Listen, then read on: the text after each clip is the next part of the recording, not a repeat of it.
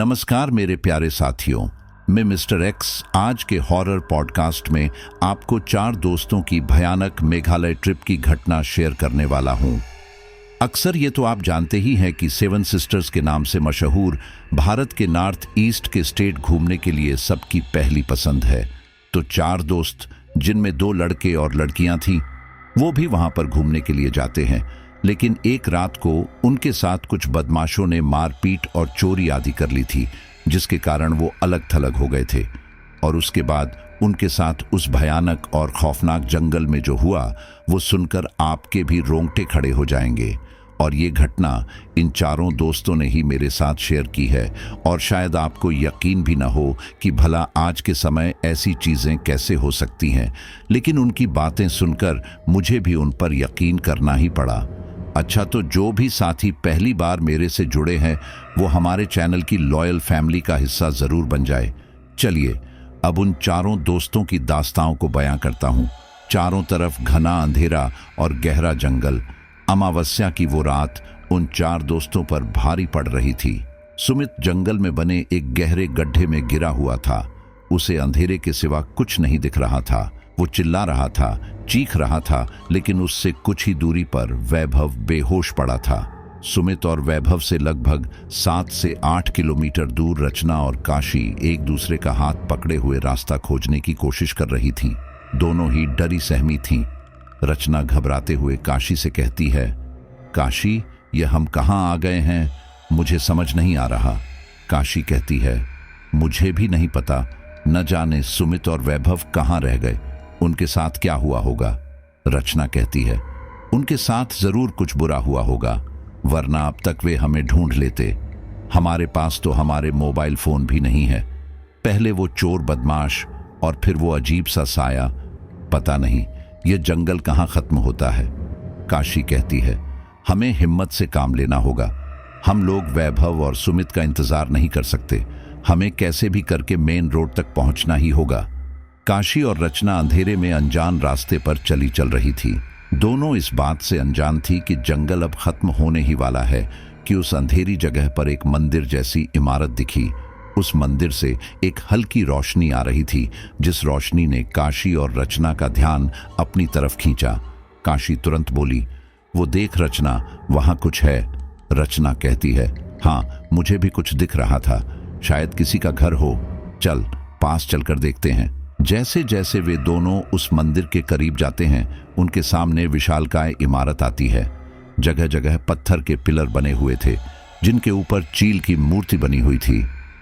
जब वे दोनों उस इमारत के और करीब जाते हैं, तो थोड़ा कंफ्यूज हो जाते हैं कि आखिर ये क्या बना हुआ है, क्योंकि वो न तो भारतीय मंदिर लग रहा था, न कोई मस्जिद और न कोई चर्च। यहां तक वो कोई घर भी नहीं लग रहा था। पत्थर की नक्काशी से बना हुआ कोई खंडहर लग रहा था। एक बरामदा और उस बरामदे के दोनों ओर छोटे छोटे बरामदे, जिसके ऊपर कोई छत नहीं है, कोई गुंबद भी नहीं है जिससे ये लगे कि ये कोई मंदिर या मस्जिद है। लेकिन पत्थर की छोटी सी इमारत में ठीक सामने की दीवार पर ऊपर की ओर एक रहस्यमयी चिन्ह बना हुआ है। एक तीर की रेखा किसी सांप की तरह टेढ़ी मेढ़ी है, और उसे देखकर ऐसा लग रहा है जैसे वो हिल रही हो, जैसे सांप हिलता हो। वो चिन्ह भी पत्थर पर उभरा हुआ था। काशी कहती है, ये क्या है? घर तो नहीं लग रहा, कहीं कोई मंदिर तो नहीं? रचना कहती है, बनावट से तो मंदिर भी नहीं लग रहा। चल अंदर चलकर देखते हैं, शायद कोई हो जो हमारी मदद कर सके। काशी और रचना जैसे ही उस पत्थर की इमारत के अंदर कदम रखती हैं, एक ठंडी हवा का झोंका उनके शरीर को छूता हुआ अंदर जाता है। काशी और रचना देखते हैं कि वहां बहुत बड़ा होल है। उस होल में पत्थर के छोटे छोटे टीले जैसे बने हुए हैं, जैसे वो बैठने की जगह हो। उनके ठीक सामने 3 मोमबत्ती जल रही हैं। मोमबत्ती के पीछे काली चादर से कुछ ढका हुआ है। ऐसा लग रहा है जैसे किसी मूर्ति को ढक रखा है। मूर्ति के बराबर में ही एक त्रिशूल भी है, जो हिंदू संस्कृति के त्रिशूल से थोड़ा अलग है। होल के दोनों तरफ 2 गलियारे जा रहे हैं। उस होल की दीवारें पत्थर की ही बनी हुई थी, और उस पर अलग अलग जानवरों की आकृति उकेरी हुई थी। देखने में वो कोई मंदिर या चर्च ही लग रहा था, जैसे कोई बहुत ऐतिहासिक मंदिर रहा हो। काशी दीवार पर हाथ फेरते हुए कहती है, रचना, ये कितनी अजीब जगह है ना। ये अजीब से चित्र हैं, आधे इंसान और आधे जानवर। रचना कहती है, हाँ, पता नहीं कैसी जगह है। काशी कहती है, होल में रखी चीजों को देखकर ऐसा लगता है जैसे यह कोई चर्च रहा होगा। ये देख, यहाँ पर यह कुर्सियों की तरह यह टीले बने हुए हैं, जैसे यहाँ पर लोग बैठते हैं। और वो देख, मोमबत्तियां। इसका मतलब यहाँ अभी भी कोई आता जाता है, तभी तो ये मोमबत्तियां जल रही हैं। काशी थोड़ा तेज आवाज में बोलती है, क्या यहाँ कोई है? उसके पीछे रचना भी कहती है, कोई है, कोई हमारी आवाज सुन सकता है। होल के बराबर में बने गलियारे के अंदर एक कमरा भी बना हुआ था। उस कमरे में एक औरत बैठी हुई थी। उसके आसपास बहुत सारे चमेली के फूल पड़े हुए थे और हाथ खून से सने हुए थे। काशी और रचना की आवाज सुनते ही वह औरत तुरंत सतर्क हो जाती है और अपने हाथ साफ करती है। काशी और रचना दोबारा आवाज लगाते हैं, हेलो, कोई है? धीरे धीरे काशी उस काले कपड़े की तरफ जा रही थी जो किसी चीज पर ढका हुआ था, जिसे वे लोग मूर्ति समझ रहे थे। काशी वो काला कपड़ा हटाने जा रही थी कि तुरंत वह औरत बाहर आ जाती है और कहती है, रुको। उसकी आवाज में एक गुस्सा था। उस औरत की आवाज सुनकर काशी एकदम कांप जाती है और तुरंत पलट कर देखती है। वह औरत कहती है, कौन हो तुम लोग? यहाँ क्या कर रहे हो? काशी कहती है, मेरा नाम काशी है और ये मेरी दोस्त है रचना। दरअसल हमें आपकी मदद की जरूरत है। वह औरत माथा सिकुड़ते हुए कहती है, मदद? कैसी मदद? तो काशी कहती है, दरअसल हम अपने फ्रेंड ग्रुप के साथ मेघालय की इन हसीन वादियों में घूमने आए थे। हमने सुना था कि यहाँ पर काफी सारे कैंपिंग पॉइंट है। हम लोग दावकी की ओर जा रहे थे। होटल से निकलने का हमारा समय थोड़ा गलत था और हम रात में इस जंगल में फंस गए। तभी कुछ बदमाशों ने हमारे साथ लूटपाट की। हमारे 2 अन्य साथी भी हमारे साथ थे। उन बदमाशों ने हमारे पैसे और मोबाइल फोन भी छीन लिए। हमारे दोनों साथियों ने उन बदमाशों से हाथापाई करने की कोशिश की, लेकिन हम लोग इधर उधर हो गए और इस जंगल में गुम हो गए। जैसे तैसे करके हम जान बचाकर यहाँ तक आ गए। अब हमें हमारे दोस्त सुमित और वैभव की तलाश है। अगर आप हमारी मदद कर सके तो आपकी बहुत मेहरबानी होगी। हम नहीं जानते यह जंगल कहाँ से शुरू होता है और कहाँ पर ख़त्म होता है, और हमने केवल बदमाशों का सामना नहीं किया बल्कि हमें कुछ पैरानॉर्मल एंटिटी भी दिखाई थी। पता नहीं वह सच में कोई पैरानॉर्मल एंटिटी थी या कुछ और, लेकिन हमने काली परछाई को देखा जो हमारे पीछे थी। फिलहाल उससे भागते भागते हम यहाँ तक आ पहुँचे। प्लीज़ आप हमारे कुछ मदद कीजिए। वह औरत शांत खड़ी हो जाती है और सोचने लगती है। तभी रचना हाथ जोड़ते हुए कहती है, प्लीज आंटी, प्लीज मना मत कीजिए, हम आपके बच्चों की तरह हैं। वह औरत अपना सिर हिलाते हुए कहती है, घबराओ मत, मैं कुछ करती हूं, लेकिन इस समय तो मैं अकेले कुछ नहीं कर सकती। तुम्हें मेरे गांव चलना पड़ेगा, मैं वहीं से कुछ मदद कर पाऊंगी। काशी और रचना हाँ में सिर हिला देते हैं और वे दोनों उस औरत के पीछे चले जाते हैं। उस औरत का नाम ब्लॉसम था। चलते चलते लगभग 20 मिनट हो चुके थे। काशी ने पूछा, आंटी जी, और कितना दूर है आपका गांव? ब्लॉसम ने कहा, बस आने ही वाला है। वैसे तुम मुझे ब्लॉसम कह सकती हो, मेरा नाम ब्लॉसम है।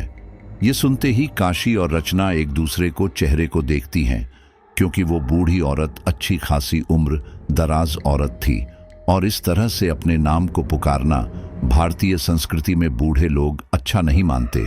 फिर भी ब्लॉसम अपना नाम लेने की कहती है। फिलहाल काशी और रचना कुछ नहीं कहते। वे लोग चुपचाप ब्लॉसम के पीछे पीछे चलते रहते हैं। जैसे ही वे लोग गांव में प्रवेश करते हैं, तब गांव में लगभग सभी घर एक जैसे होते हैं और सभी के घरों की छत के एक कोने पर एक मोमबत्ती जल रही होती है। काशी और रचना ने अपनी जिंदगी में इस तरह का दृश्य पहली बार देखा था। सभी घरों के आगे एक छोटा हौज बना हुआ था। हौज एक तरह के पानी के कुंड होते हैं जिनमें थोड़ा पानी इकट्ठा करके रखा जाता है। रचना और काशी के मन में बहुत सारे सवाल उठ रहे थे, लेकिन वह ब्लॉसम के सामने कुछ भी कहने से बचती हैं, क्योंकि उनके लिए सब कुछ बहुत अजीब था। वह नहीं चाहती थी कि उनके मुंह से कुछ भी गलत बात निकले और फिर मदद मिलने में परेशानी हो। बीच में कच्ची सड़क और दोनों ओर बने हुए घरों में से एक घर में वह बूढ़ी औरत ब्लॉसम प्रवेश करती है। अंदर से घर बिल्कुल नॉर्मल ही था, जैसे आमतौर पर गांव के घर होते हैं। एक बड़ा सा आंगन, एक बरामदा, सामने 2 कमरे, एक तरफ वॉशरूम और उसी के बराबर में छत पर जाने के लिए सीढ़ियां और एक दीवार बिल्कुल खाली। खाली दीवार पर काशी और रचना को वही चिन्ह दिखाई देता है जो उन्होंने जंगल में बने उस अजीब से मंदिर के बाहर देखा था, एक सर्प की आकृति जैसा तीर। ब्लॉसम काशी और रचना से कहती है, तुम दोनों यहीं बारामदे में बैठो, मैं अपने लड़के को बुलाकर लाती हूं। काशी और रचना चुपचाप वहां बैठ जाती है। कुछ देर बाद ब्लॉसम अपने बेटे नागज को बुलाकर लाती है। वह काशी और रचना से कहता है, अच्छा तो तुम दोनों हो जिनके साथी खो गए हैं। काशी और रचना हाँ में सिर हिलाते हैं। नागज पूछता है, क्या तुम्हें कुछ याद है कि वो कैसी सड़क थी जहां तुम्हें वो बदमाश मिले थे, या कुछ जंगल का एरिया? तुम्हें कुछ याद है? रचना कहती है, हमें ज्यादा तो याद नहीं है, लेकिन हाँ, जंगल के जिस हिस्से से हम बिछड़े थे वहां पर मोटे तने वाले पेड़ थे और आसपास सूखे पत्ते काफी पड़े हुए थे। नागज कुछ देर सोचता रहता है, फिर कहता है, अच्छा मैं एक बार जंगल में जाकर देखता हूं, तुम दोनों ही यहीं रहना। तुम्हारे लिए वापस जंगल में जाना खतरे से खाली नहीं है। इतना कहकर नागज अपनी मां ब्लॉसम को कुछ इशारा करता है। उसकी मां भी हाँ में सिर हिलाती है। रचना और काशी समझ नहीं पाते कि आखिर दोनों ने आपस में क्या बात की, लेकिन नागज उसी समय घर से बाहर चला जाता है। नागज के बाहर जाते ही ब्लॉसम काशी और रचना के लिए चूल्हे पर चाय बनाने बैठ जाती है। काशी और रचना को अब थोड़ी तसल्ली हो गई थी कि चलो कम से कम वे इंसानी इलाके में पहुंच चुके हैं, यहां से उन्हें मदद जरूर मिल जाएगी। लेकिन वे आने वाले खतरे से अनजान थे। 10 मिनट बाद चाय भी बनकर तैयार हो गई। ब्लॉसम काशी और रचना को चाय देकर कमरे में चली गई। उसने कमरे का दरवाजा अंदर से बंद कर लिया था। कुछ सेकंड्स बाद कमरे के अंदर से किसी गीत की आवाज आने लगी। रचना हल्के से बोली, यह क्या गा रही है? काशी ने कहा, होगी इनकी कोई पूजा या पूजा का हिस्सा, याद नहीं है। ये उस अजीब से मंदिर से निकल कर आई थी, वहां भी शायद पूजा करने ही गई हो। रचना कहती है, मेरी समझ नहीं आ रहा, वो अजीब सी जगह मंदिर थी।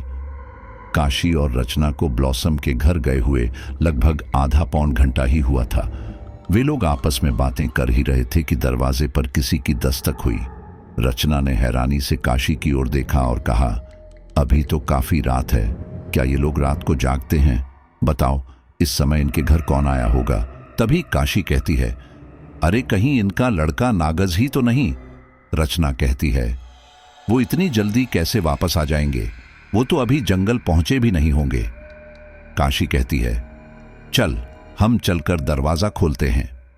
काशी और रचना जैसे ही घर का दरवाजा खोलते हैं, हैरान रह जाते हैं, क्योंकि बाहर सच में नागज ही था और उसके साथ उनके दोस्त सुमित और वैभव भी थे।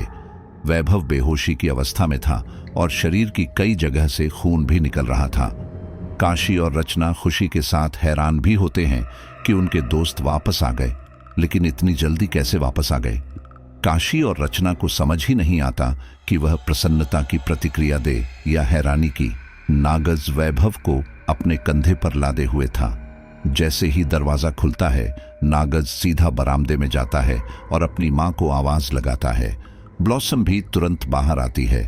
वैभव का हाल देखकर उसके माथे पर भी चिंता के लकीरें आने लगती हैं। वह कहती है, हे भगवान, इसका तो बहुत ही बुरा हाल हो रहा है। नागज भी कहता है, हाँ मां, हमें इसे जल्दी से गिरी के पास लेकर जाना होगा। अगर इसे कुछ देर और होश नहीं आया तो शायद यह अपनी जान से हाथ हो बैठे। ये सुनते ही सुमित, काशी और रचना घबरा जाते हैं। सुमित कहता है, अरे नहीं, यह आप क्या कह रहे हैं? हमारे दोस्त को ऐसे कैसे कुछ हो जाएगा? नागज कहता है, इसकी हालत देखो, शरीर के हर हिस्से से खून बह रहा है। मुझे लगता है इसके साथ ज्यादा मारपीट की गई है या फिर किसी जंगली जानवर ने इस पर हमला किया है।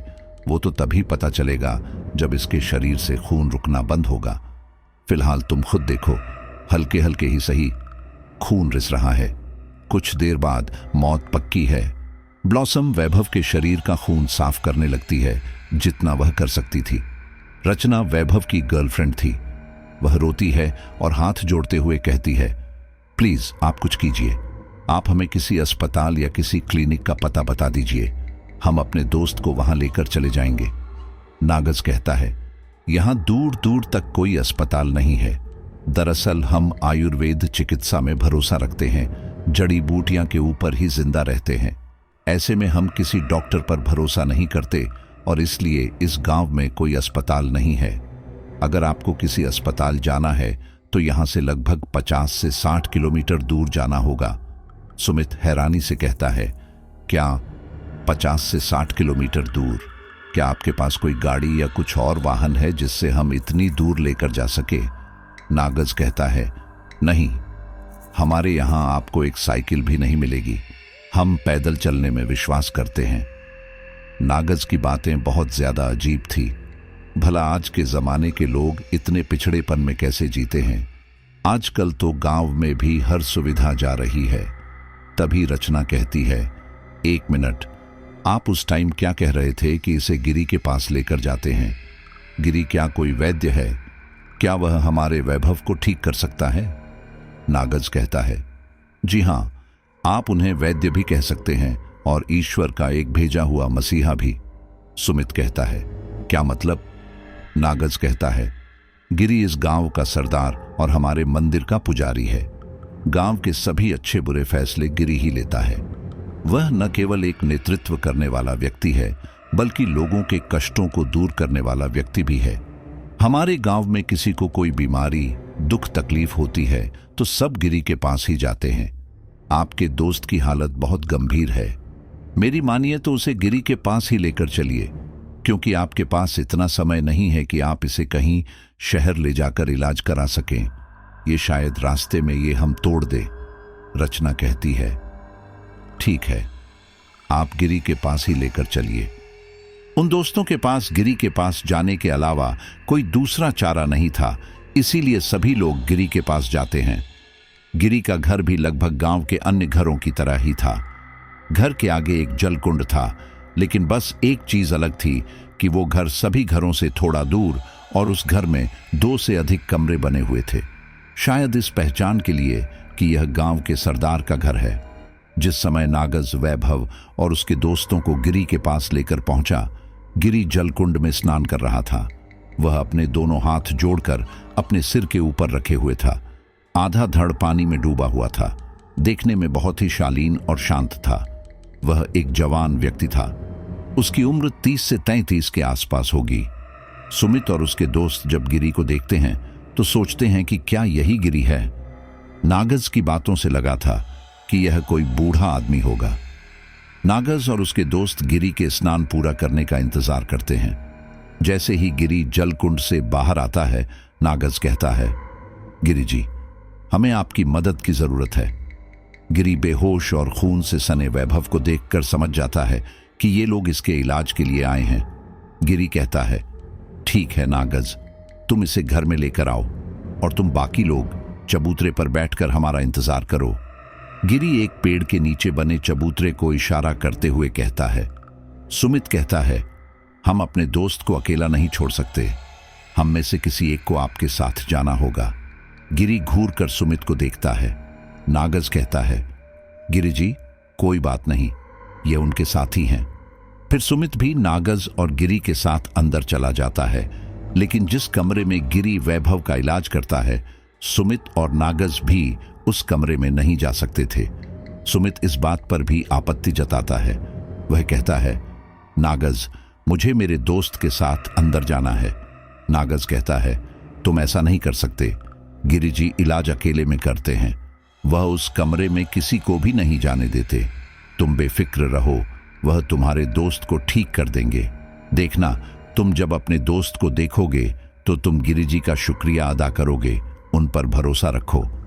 अब सुमित और उसके दोस्त पढ़े लिखे लोग थे, इसलिए वह इस तरह की आयुर्वेद चिकित्सा में ज्यादा भरोसा भी नहीं करते थे। सुमित को डर था कि कहीं नियम हकीम की वजह से उसके दोस्त की जान न चले जाए। बस मजबूरी उसके आगे आ रही थी, वरना वह कब का अपने दोस्त को अस्पताल लेकर चला जाता। वहीं दूसरी ओर गिरी वैभव को एक अंधेरे कमरे में लेकर जाता है। जैसे ही गिरी 3 बार अपनी ताली बजाता है, कमरे में रखी मोमबत्तियां अपने आप जल जाती हैं। चारों तरफ एकदम रोशनी ही रोशनी हो जाती है।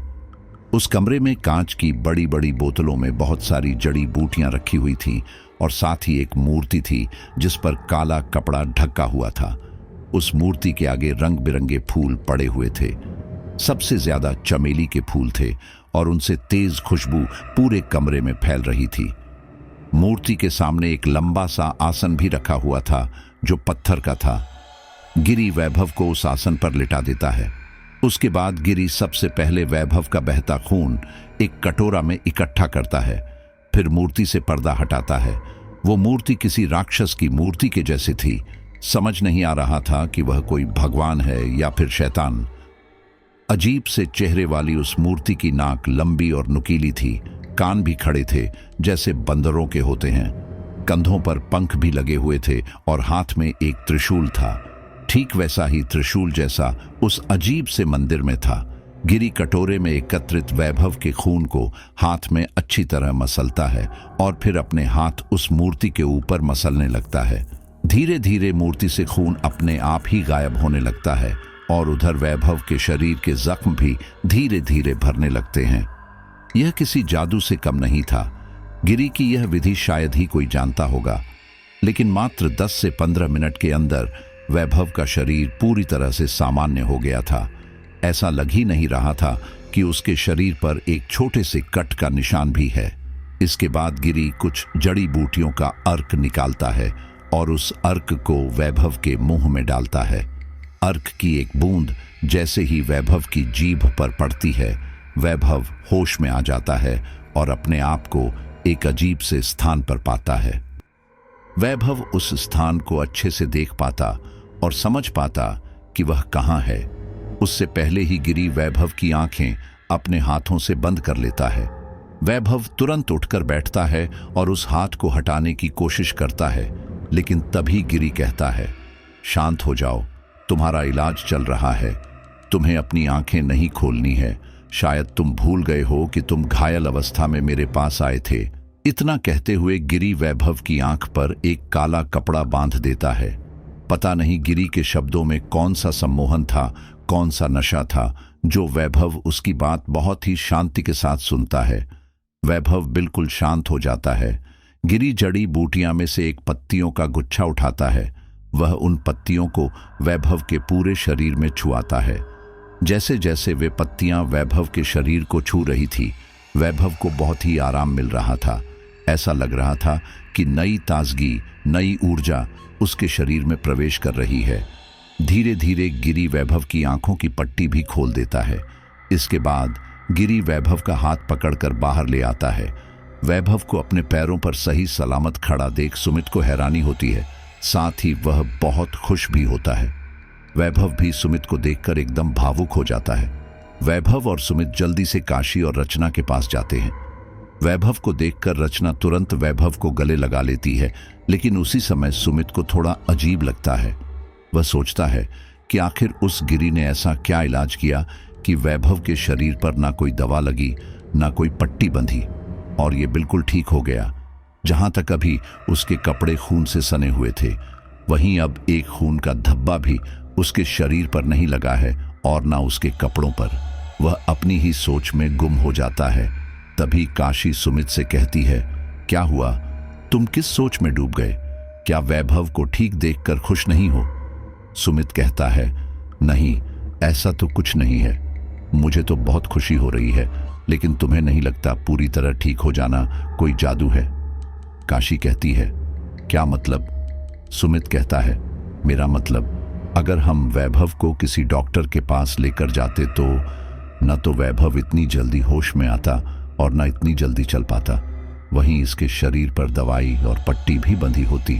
लेकिन देखो, ये हमारे सामने बिल्कुल सही सलामत पहले के जैसे खड़ा है। तब जाकर काशी भी इस बात पर गौर करती है कि सुमित बात तो ठीक कह रहा है, लेकिन उस समय जो माहौल था उसे देखते हुए काशी और सुमित दोनों ही शांत रहते हैं। वे दोनों नागज का शुक्रिया अदा करते हैं। सुमित नागज से कहता है, मैं आपका बहुत शुक्रगुजार हूं कि आपने मेरे दोस्त की जान बचा ली। अब आप हमें इजाजत दीजिए, हम यहां से निकलते हैं। नागज थोड़े हैरानी भरे अंदाज में कहता है, क्या आप लोग यहां से जा रहे हैं?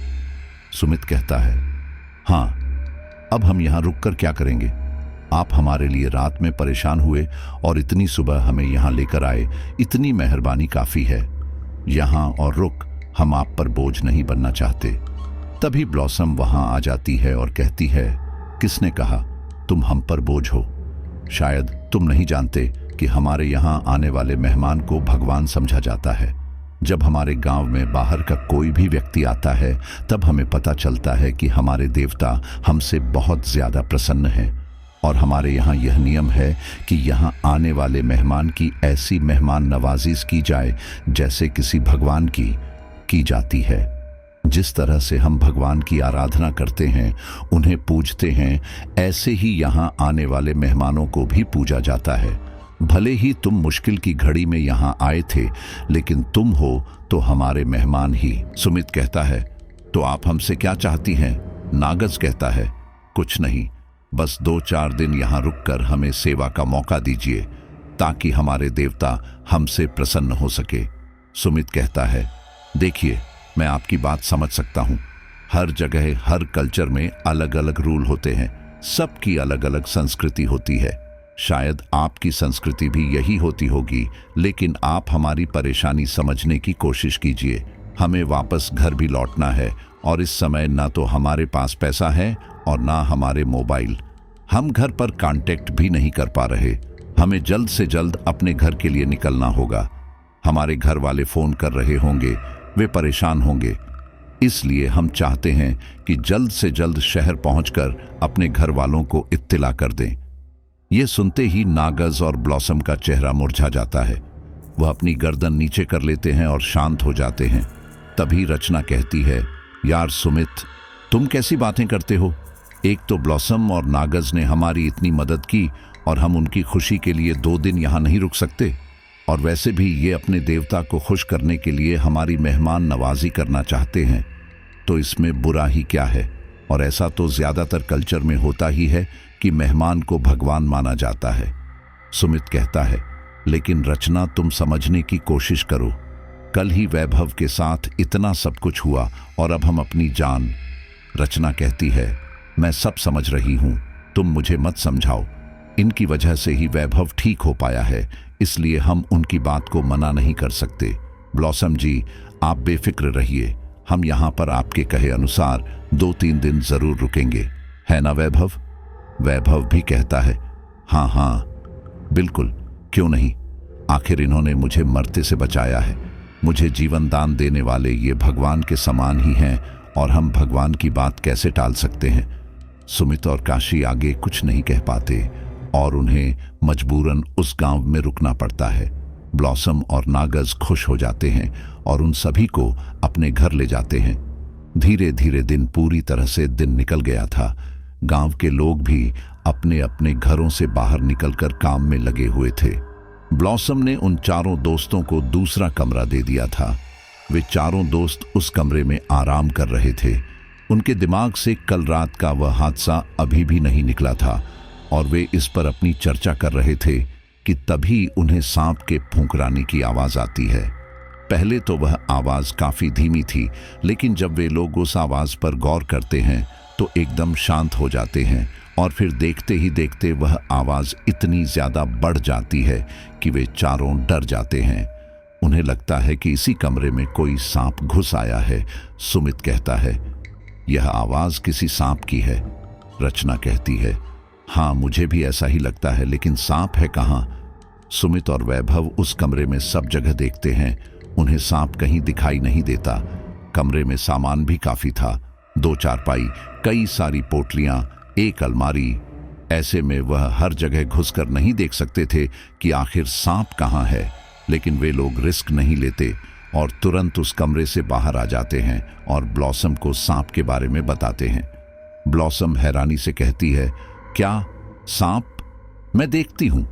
ब्लॉसम कमरे में जाकर देखती है तो उसे पोटलियों के पीछे एक बहुत बड़ा काले रंग का सांप दिखाई देता है। ब्लॉसम उस काले सांप को बहुत ही शांति के साथ उठा लेती है और कमरे से बाहर आ जाती है। ब्लॉसम के हाथ में वो सांप देखकर चारों घबरा जाते हैं।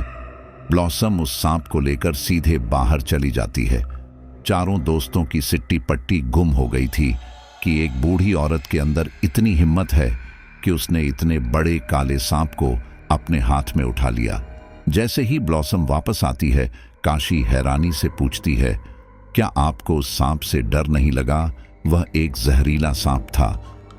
ब्लॉसम हंसकर कहती है, उस जैसे सांप मेरे घर में रोज 2-3 निकल आते हैं। ये सुनते ही सभी दोस्त हैरानी से ब्लॉसम को देखते रहते हैं, लेकिन कोई कुछ नहीं कहता। सुमित और काशी को तो पहले ही ब्लॉसम के कैरेक्टर पर थोड़ा शक हो रहा था। सुमित अपने दोस्तों से कहता है, यार हम यहाँ इस घर में तो नहीं पड़े रह सकते, चलो कुछ देर गांव में घूम कर आते हैं। वे लोग ब्लॉसम से यह कहकर बाहर जाते हैं कि हम बस यही पास में जा रहे हैं, जल्दी वापस लौट जाएंगे। जाते जाते ब्लॉसम कहती है, पास में ही जाना, इस गांव से बाहर जाने की गलती मत कर देना, और हाँ, किसी दूसरे के घर में भी मत घुसना। अगर कोई पूछे कि तुम लोग कौन हो तो कह देना एलिगोस के मेहमान हैं। रचना पूछती है, यह एलिगोस कौन है? ब्लॉसम एक तीखी हंसी के साथ कहती है, वो इस गांव के देवता है। सुमित और उसके दोस्त गांव से बाहर निकलते हैं। वे हर एक घर को बड़े ध्यान से देखते हैं और सोचते हैं कि काश किसी एक घर में थोड़ी सी विभिन्नता नजर आ जाए, लेकिन नहीं, सब कुछ बिल्कुल परफेक्ट था। घर की लंबाई, चौड़ाई, रंगाई सब कुछ एक जैसे ही थे। वैभव और रचना आगे आगे चल रहे थे, जबकि सुमित और काशी वैभव और रचना से कुछ कदम पीछे थे। वैभव और रचना गर्लफ्रेंड बॉयफ्रेंड थे, इसलिए वे लोग अपनी कुछ पर्सनल बातें करते हुए बढ़ रहे थे। इस बीच काशी रात वाले उस पुराने अजीब से मंदिर के बारे में सुमित को बताती है। सुमित कहता है, पता नहीं क्यों काशी, मुझे यहाँ सही नहीं लग रहा। मुझे लगता है यहाँ आना हमारी गलती है, हमें जल्द से जल्द वापस घर जाना होगा। काशी कहती है, मुझे भी यहाँ सही नहीं लग रहा है, लेकिन क्या करें? रचना ने ब्लॉसम से कह दिया कि हम 2-4 दिन रुक जाएंगे। अब कैसे भी करके 2-4 दिन तो यहाँ काटने ही हैं। चलते चलते वे लोग गिरी के घर के पास पहुंच जाते हैं और देखते हैं कि घर के बाहर बहुत सारे लोगों की भीड़ लग रही है। वैभव और रचना उस भीड़ को देखकर रुक जाते हैं तो सुमित और काशी भी जल्दी से वैभव के पास पहुंचते हैं और कहते हैं, यहाँ इतनी भीड़ कैसे है? वैभव कहता है, पता नहीं, चलो चलकर पूछते हैं। वैभव वहां मौजूद एक आदमी से पूछता है कि यह भीड़ कैसी है, तो वह आदमी कहता है, हम लोग गिरी से मदद मांगने आए हैं। वैभव पूछता है, कैसी मदद? वह आदमी कहता है, जैसे भी मदद आपको चाहिए। अगर आप बीमार हैं तो यह आपको बीमारी से मुक्त कर सकते हैं। अगर आपको पैसे चाहिए तो यह आपको बेशुमार दौलत भी दे सकते हैं। अगर आपको किसी इंसान से कोई परेशानी है और आप उनको अपनी जिंदगी से दूर करना चाहते हैं तो उस इंसान को भी आपसे दूर कर सकते हैं। यह सुनने के बाद सुमित और उसके सभी दोस्तों के होश उड़ जाते हैं। वे सोचते हैं, क्या यह कोई जादू टोने करने वाला व्यक्ति है जो लोगों को जिंदगी से ही अलग कर रहा है? सुमित उस आदमी से पूछता है, आप यहाँ क्यों आए हैं? वह आदमी बताता है, मुझे 5 बेटियां हैं। अब मेरी पत्नी फिर पेट से है, लेकिन मैं चाहता हूँ इस बार मेरी पत्नी के एक बेटा हो, इसलिए मैं गिरी से मिलने आया हूँ, क्योंकि मुझे पता है वह मुझे सब कुछ दे सकते हैं। वैभव हैरानी से कहता है, तुम ये क्या बकवास कर रहे हो? लड़का या लड़की का जन्म होना केवल भगवान के हाथ में होता है, किसी इंसान के हाथ में नहीं। आजकल दुनिया में इतनी टेक्नोलॉजी आ गई है, लेकिन फिर भी कोई डॉक्टर पेट में पल रहे बच्चे को लड़का या लड़की में परिवर्तित नहीं कर सकता, तो तुम अपनी पत्नी के पेट से एक बेटे को कैसे जन्म दिलवा सकते हो? हो सकता है उसके पेट में इस बार भी बेटी हो। यह सुनते ही वह आदमी गुस्सा करता है और कहता है, तुम लोग गिरी जी की शक्ति पर शक कर रहे हो। आखिर तुम लोग हो कौन और यहाँ हमारे गांव में क्या कर रहे हो? उस आदमी की आवाज से सुमित और उसके सभी दोस्त घबरा जाते हैं। सुमित बात को संभालते हुए कहता है, माफ करना भाई साहब, हम भी अपना इलाज कराने आए हैं। ये मेरा दोस्त है वैभव, इसका दिमाग थोड़ा खराब हो गया है। आप कंटिन्यू करिए। वैसे आपके साथ ये कौन है? आपकी बेटी है क्या? उस व्यक्ति ने एक छोटी सी लड़की का हाथ पकड़ रखा था। सुमित के पूछने पर वह व्यक्ति बोलता है, हाँ, ये मेरी सबसे छोटी बेटी है। गिरी ने मुझे इसके साथ आने के लिए कहा था। उस आदमी की बेटी सच में बहुत प्यारी और मासूम सी थी। सुमित और उसके दोस्त उस लड़की के साथ थोड़ी देर बातचीत और हंसी मजाक करते हैं। उस लड़की को भी सुमित और उसके दोस्तों से मिलकर काफी अच्छा लगता है। उसके बाद जैसे जैसे लोगों का नंबर आता जाता है, वैसे वैसे वे लोग गिरी के पास चले जाते हैं। इधर सुमित अपने दोस्तों के साथ वापस ब्लॉसम के घर आ जाता है। वे पूरा दिन ब्लॉसम के घर पर ही बिताते हैं। अब रात होती है। सब लोग खाना खाकर लेटने के लिए चले जाते हैं। रचना और वैभव अभी भी घर के बरामदे में चटाई पर बैठे हुए थे और बातें कर रहे थे। ब्लॉसम उन्हें अंदर जाने के लिए भी कहती है, लेकिन वे लोग यह कहकर वहीं बैठे रहते हैं कि बस थोड़ी देर में अंदर जा रहे हैं, कुछ जरूरी बात कर रहे हैं। लेकिन उनकी जरूरी बात इतनी ज्यादा हो गई थी कि रात का 1 बज गया था और उन दोनों को कोई खबर भी नहीं थी। जब से वैभव के साथ वो एक्सीडेंट हुआ था, तब से रचना वैभव के लिए ज्यादा ही परेशान हो गई थी और वैभव को बिल्कुल भी अकेला नहीं छोड़ना चाहती थी। वैभव और रचना आपस में बातें कर रहे थे कि तभी उनकी नजर आसमान पर गई, जो उस वक्त लाल होता जा रहा था। वैभव ने कहा, रचना, तुम्हें यह आसमान अजीब नहीं लग रहा? इसका रंग कितना लाल होता जा रहा है। रचना कहती है, सही कह रहे हो, कितना अजीब सा रंग हो गया है। मुझे तुम्हारी शक्ल भी लाल रंग की दिखाई दे रही है। इतना कहकर रचना मुस्कुराने लगती है। तभी उनके कानों में किसी के चिल्लाने की आवाज आती है, जिससे रचना और वैभव तुरंत सहम जाते हैं। रचना तो घबराकर वैभव का हाथ पकड़ लेती है और कहती है, वैभव, यह कैसी आवाज थी? वैभव भी तुरंत खड़ा होता है और चारों तरफ देखता है। वह कहता है, कोई बहुत बुरी तरह चिल्लाया। एक बार फिर ब्लॉसम बाहर आती है। वह देखती है कि रचना और वैभव अभी भी बाहर बैठे हैं, तो वह गुस्से में कहती है, तुम लोगों को मेरी बात समझ में नहीं आती। मैंने तुमसे कहा था जाकर अंदर लेटो, तो तुम अभी तक यहाँ क्या कर रहे हो? देखो, यहाँ इस गांव में रहने के कुछ नियम है। तुम उन नियमों के अनुसार यहाँ रह सकते हो। ब्लॉसम के गुस्सा करने पर रचना और वैभव चुपचाप कमरे के अंदर चले जाते हैं। वे देखते हैं कि सुमित और काशी भी जागे बैठे हैं। सुमित वैभव और रचना को देखते हुए कहता है, तुम लोग अभी तक सोए नहीं और तुम बाहर कहां से आ रहे हो? रचना कहती है, हम लोग आंगन में ही बैठे हुए थे। हमने किसी के चीखने की आवाज सुनी। क्या तुम्हें भी किसी की चीख की आवाज आई? काशी कहती है, हाँ, हमने भी चिल्लाने की आवाज सुनी थी। बहुत ही दर्दनाक आवाज थी। सुमित कहता है, देखो दोस्तों, यह एक गांव है। यहां रात बेरात कोई भी घटना बहुत आसानी से हो जाती है। चोर उचक के घूमते रहते हैं। हो सकता है कोई हमारी ही तरह किसी बदमाश का शिकार हो गया हो। काशी कहती है, अगर ऐसा है तो फिर इन गांव वालों को उनकी मदद करनी चाहिए। जाकर देखना चाहिए कि आखिर किसकी आवाज थी। रचना कहती है, लेकिन ब्लॉसम ने तो हमें अंदर आने के लिए कह दिया। अब सुमित का दिमाग थोड़ा घूमने लगता है। वह कहता है, यार, मुझे इन लोगों का व्यवहार समझ नहीं आ रहा। ये हम जैसे अनजान लोगों की मदद कर देते हैं और अब ये चीखने की आवाज आई तो अंदर बैठने के लिए कह रहे हैं। 1 मिनट, मैं ब्लॉसम से बात करता हूं। सुमित जल्दी से बराबर वाले कमरे का दरवाजा खटखटाता है, लेकिन जैसे ही वो दरवाजा खटखटाने जाता है, दरवाजा अपने आप खुल जाता है और वह देखता है कि कमरे में सामने की ओर एक मूर्ति रखी है। यह बिल्कुल वैसे ही मूर्ति थी जैसे गिरी के घर में थी, लेकिन सुमित ने वो मूर्ति पहली बार देखी थी। उस अजीब सी मूर्ति के सामने 3 मोमबत्तियां जल रही थीं। मूर्ति को देखकर सुमित घबरा जाता है, क्योंकि वह किसी देवता की मूर्ति नहीं लग रही थी, किसी अजीब से राक्षस की मूर्ति थी। वह देखता है कि ब्लॉसम और नागज उस मूर्ति के आगे हाथ जोड़े और सिर झुकाकर बैठे हैं। सुमित को यह समझते हुए देर नहीं लगी कि ये लोग उस मूर्ति को अपना भगवान मानते हैं।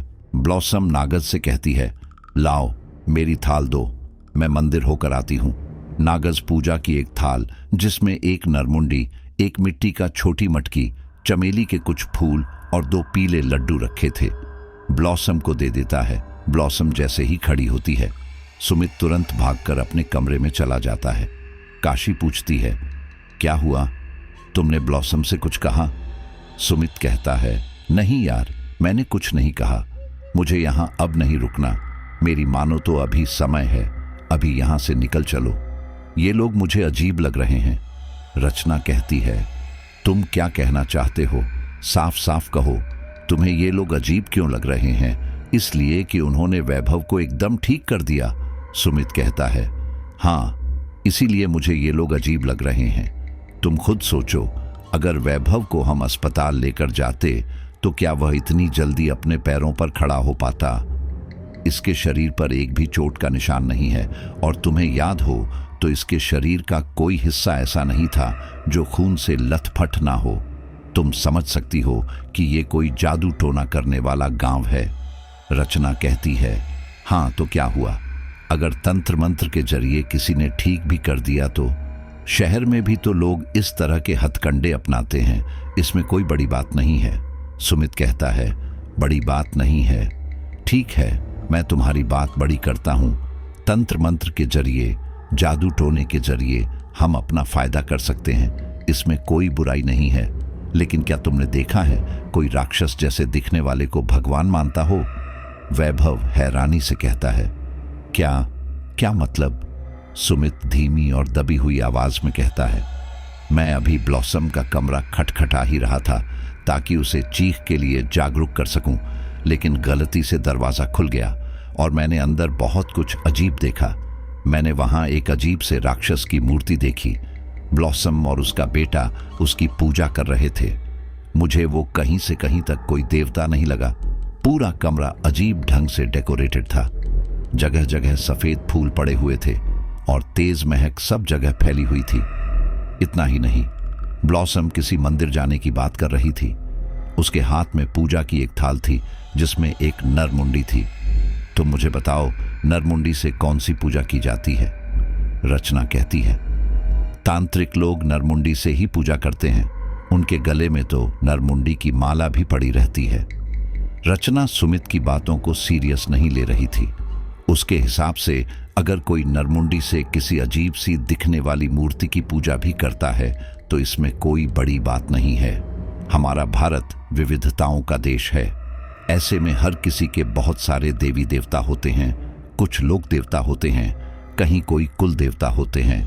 इसलिए रचना कहती है, हो सकता है जिसकी मूर्ति तुमने देखी वो इस गांव के कुल देवता हो।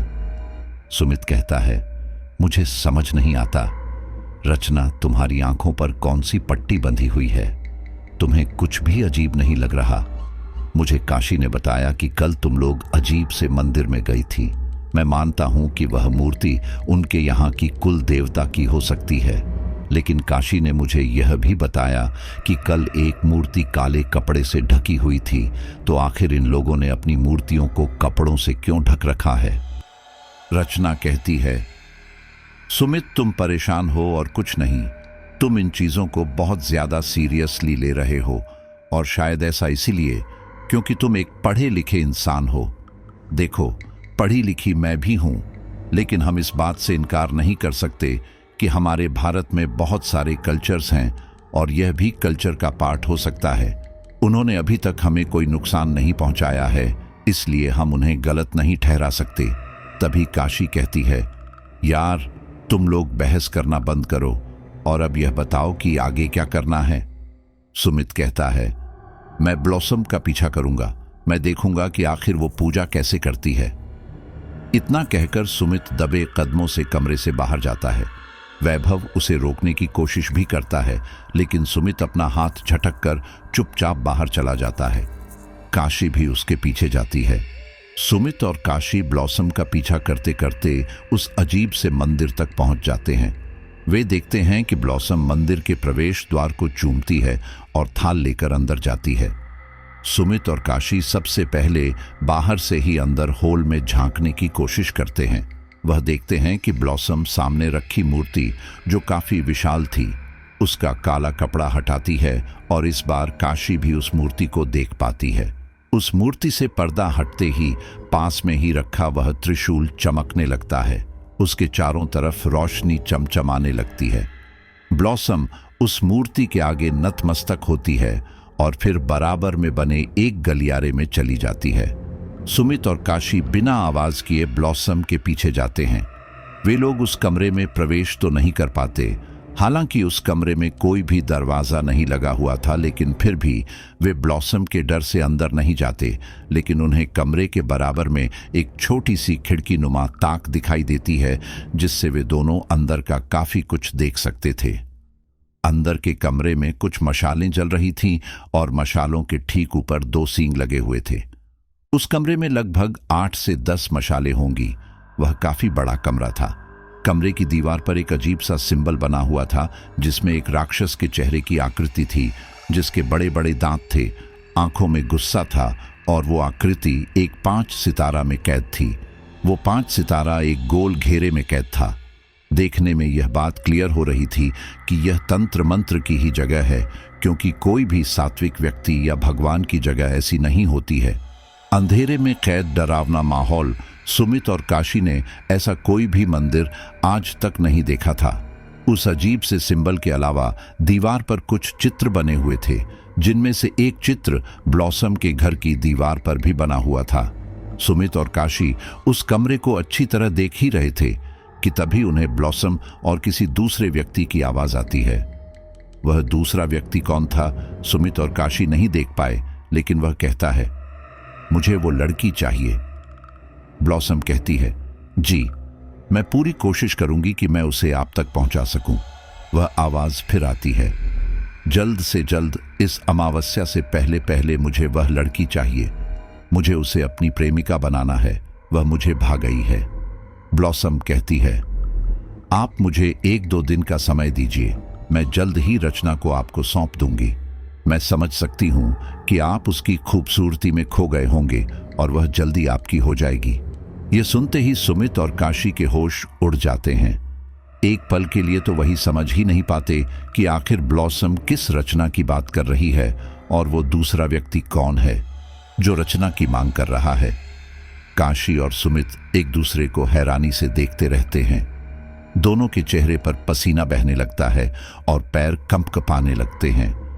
वे लोग यहां पर बहादुरी के साथ आ तो गए थे, लेकिन लौटना भारी लगने लगता है। फिर वे दोनों देखते हैं कि ब्लॉसम उस अजीब से सिंबल की ही पूजा कर रही है। तब काशी के मन में पहली बार यह ख्याल आता है कि कहीं ब्लॉसम किसी शैतानी ताकत से तो बात नहीं कर रही थी और यह आवाज उस शैतानी ताकत की हो। काशी और सुमित देखते हैं कि ब्लॉसम की पूजा लगभग समाप्त हो चुकी है। वह अपनी पूजा की थाल समेट रही है। ब्लॉसम जैसे ही पीछे पलटती है, सुमित और काशी उसे देखकर बुरी तरह घबरा जाते हैं, क्योंकि ब्लॉसम का चेहरा और हाथ खून से भीगे हुए थे। काशी कहती है, सुमित जल्दी यहां से निकलो, ब्लॉसम बाहर आ रही है। सुमित और काशी कंपकपाते कदमों से जल्दी से मंदिर के बाहर आकर एक पेड़ के पीछे छुप जाते हैं। वे लोग ब्लॉसम के जाने का इंतजार करते हैं। जब ब्लॉसम वहां से चली जाती है, तब सुमित और काशी खुलकर सांस लेते हैं। दोनों बहुत ही परेशान थे। सुमित कहता है, देखो, मैं कह रहा था ना कि यहां रुकना खतरे से खाली नहीं है। मुझे पहले ही किसी अनहोनी का अंदेशा हो गया था, और अब यह रचना के बारे में क्या अंट शंट बोल रही थी। काशी, इससे पहले कि हमारे साथ फिर से कोई घटना हो, हमें जल्द से जल्द यहां से निकलना होगा। काशी कहती है, हाँ, ठीक कह रहे हो। चलो जल्दी से वापस ब्लॉसम के घर चलते हैं और वैभव और रचना को सब कुछ बताते हैं। वे दोनों चुपके से ब्लॉसम के कमरे में जाते हैं तो देखते हैं कि वहां पर वैभव और रचना है ही नहीं। वे दोनों हैरान हो जाते हैं।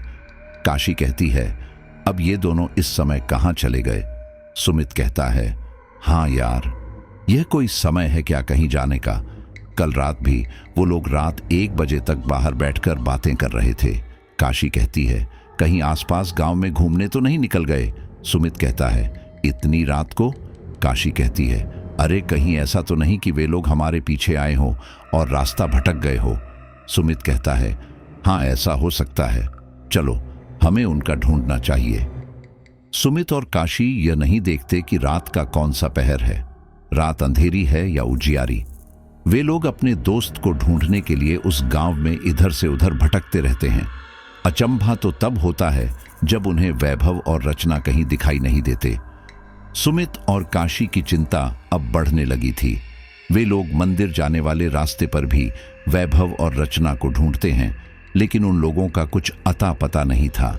वे लोग वापस ब्लॉसम के घर आ रहे थे कि तभी अचानक रास्ते में उन्हें नागज मिलता है। वह कहता है, तुम लोग यहां क्या कर रहे हो, और वो भी इतनी रात को? सुमित पहले ही गुस्से में था। वह गुस्से में नागज का गला पकड़कर कहता है, हमारे दोस्त कहां हैं, जल्दी बता। नागज खुद को छुड़ाते हुए कहता है, मुझे क्या पता तुम्हारे दोस्त कहां हैं, मेरा गला छोड़ो। सुमित कहता है, मैं तुम लोगों की जान ले लूंगा, मुझे पता है तुम लोग अच्छे इंसान नहीं हो, जल्दी बताओ रचना और वैभव कहां हैं, तुमने उनके साथ क्या किया? वे हमें पूरे गांव में कहीं भी नहीं मिले, बोलो कहां है वो? नागज सुमित को जोर से धक्का देता है और सुमित जमीन पर गिर जाता है। नागज गुस्से में कहता है, कहां ना, हमें नहीं पता तुम्हारे दोस्त कहां हैं, तुम लोग तो रात बेरात सब जगह घूमते हो और वो वैभव और उसकी प्रेमिका कहीं बैठकर मुंह मार रहे होंगे, हमें क्या पता। सुमित एक बार फिर खड़ा होता है और कहता है, तेरी ये हिम्मत। इस बार नागज सुमित को दूर से ही हाथ दिखाते हुए कहता है, वहीं रुक जाओ, मुझसे भिड़ने की कोशिश मत करो, ये सवाल तो मुझे करना चाहिए कि तुम लोग इतनी रात को इधर उधर क्यों टहल रहे हो। तब सुमित गुस्से में मंदिर में जाने वाली बात बता देता है। वह बता देता है कि ब्लॉसम किसी से रचना के सौदे के बारे में बात कर रही थी। सुमित और नागज में बहस छिड़ जाती है और इतनी बढ़ जाती है कि दोनों में हाथापाई शुरू हो जाती है। इस हाथापाई के बीच सुमित के हाथ एक पत्थर लगता है और वह गुस्से में पत्थर नागज के सिर पर मार देता है।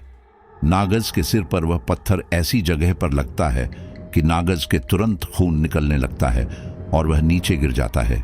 देखते ही देखते वह अपने होश को बैठता है। सुमित और काशी भी घबरा जाते हैं। उन्हें समझ नहीं आता कि अब वो क्या करें। काशी कहती है, ओ माय गॉड सुमित, यह तुमने क्या कर दिया? सुमित कहता है, और क्या करता, तुमने नहीं देखा, ये मुझे जान से मारना वाला था, और वैसे भी ये लोग वैभव और रचना के साथ भी कुछ गलत कर रहे हैं, और अब तो नागज को यह पता चल गया है कि हम इनकी सच्चाई के बारे में जान चुके हैं। काशी, एक काम करते हैं, नागज को गांव से बाहर ले चलते हैं। पहले हमें अपने दोस्तों को ढूंढना होगा। अगर हमारे दोस्त मिलने से पहले नागज ने ब्लॉसम को यह सब बता दिया तो हमारी जान को भी खतरा हो सकता है। काशी और सुमित नागज को बेहोशी की अवस्था में ही घसीटते हुए जंगल में ले जाते हैं और वहां एक पेड़ से बांध देते हैं। वह उसके मुंह में कपड़ा ठूंसकर मुंह भी बंद कर देते हैं ताकि वह चिल्ला ना सके। ये सब कुछ उनके लिए काफी आसान था क्योंकि नागेश बेहोश था। सुमित कहता है, चलो काशी, अब हमें वापस गांव में चलना चाहिए। हमें कैसे भी करके अपने दोस्तों को ढूंढना होगा, और याद रहे ब्लॉसम को यह पता न चले कि हम उसकी सच्चाई जान चुके हैं, क्योंकि अब वही हमें रचना और वैभव का पता बता पाएगी। वहीं दूसरी ओर वैभव और रचना उस रात गिरी के घर में थे और इस बात से बिल्कुल अनजान थे कि सुमित और काशी उन्हें ढूंढ रहे हैं। गिरी वैभव और रचना से बहुत ही अच्छे से बात कर रहा था। शायद उसकी बातों में कोई सम्मोहन था।